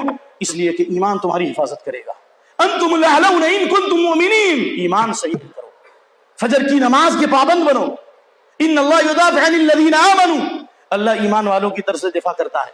اور ایمان کو، مسلمانوں کو، اسلام کو نہ کبھی خطرہ تھا، نہ ہے نہ رہے گا. اسلام پھیلتا چلا جائے گا. کوئی کچا پکا مکان نہیں رہے گا جہاں اسلام کا ڈنکا نہ بج جائے. لیکن اسلام کا معنی ہی سلامتی ہے اور ایمان کا معنی ہی امن ہے. امن و سلامتی کے نغمے سنائیں گے ہم پڑھو اس شعر کو. امن و سلامتی کے نغمے سنائیں گے ہم, زخمی ہے قلب دنیا مرہم لگائیں گے ہم راہ دی کے راہی اللہ کے سپاہی, دیتے ہیں جان و دل سے توحید کی گواہی. اور وقت تقاضا ہے کہ صلح پسند جو غیر مسلم ہیں آپ ان سے تعلقات قائم کریں, اور معاشرے کی اصلاح میں یا ملک کی ترقی میں آپ ان کے ساتھ ہاتھ بٹائیں. اللہ کے نبی نے مدینہ کے یہودیوں سے معاہدہ کیا ہے, آپ نے کفار مکہ سے معاہدہ کیا ہے, آپ صلی اللہ علیہ وسلم نے بہت سارے کفار سے ایگریمنٹ کیا ہے. ہم ان کی پرستش نہیں کریں گے لیکن ہم معاہدہ کریں گے, ہم امن کے ساتھ رہیں گے. حضرت معاویہ بن ابی سفیان نے بھی معاہدہ کیا ہے, بے شمار مثالیں موجود ہیں. تو ہم انشاءاللہ اس ہندوستان کو امن و شانتی کا ملک اگر بنانا چاہتے ہیں, جنت نشاں بنانا چاہتے ہیں, یہی طریقہ ہے. توحید کی امانت سینوں میں ہے ہمارے, آسان نہیں مٹانا نام و نشاں ہمارا. امن و سلامتی کے نغمے سنائیں گے ہم, زخمی ہے قلب دنیا مرہم لگائیں گے ہم راہ دی کے راہی اللہ کے سپاہی, دیتے ہیں جان و دل سے توحید کی گواہی.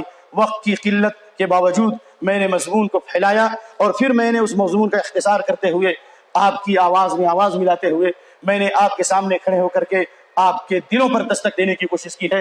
اللہ سے دعا ہے کہ اللہ ہمارے دلوں کے اندر ایمان کا سود پھونک دے, اور ایمان و عمل کا اللہ تعالیٰ نور ہمارے دلوں میں منور فرمائے. اس ملک کی حفاظت فرمائے, اس شہر کی حفاظت فرما, اور جو نادان بھائی ہنگامہ طوفان برپا کر رہے ہیں اللہ تعالیٰ ان کو ہدایت عطا فرما. اللہ ان کے حق میں ہدایت کا فیصلہ فرما, اللہ ان کے حق میں ہدایت کا فیصلہ فرما, اللہ ان کے حق میں ہدایت کا فیصلہ فرما.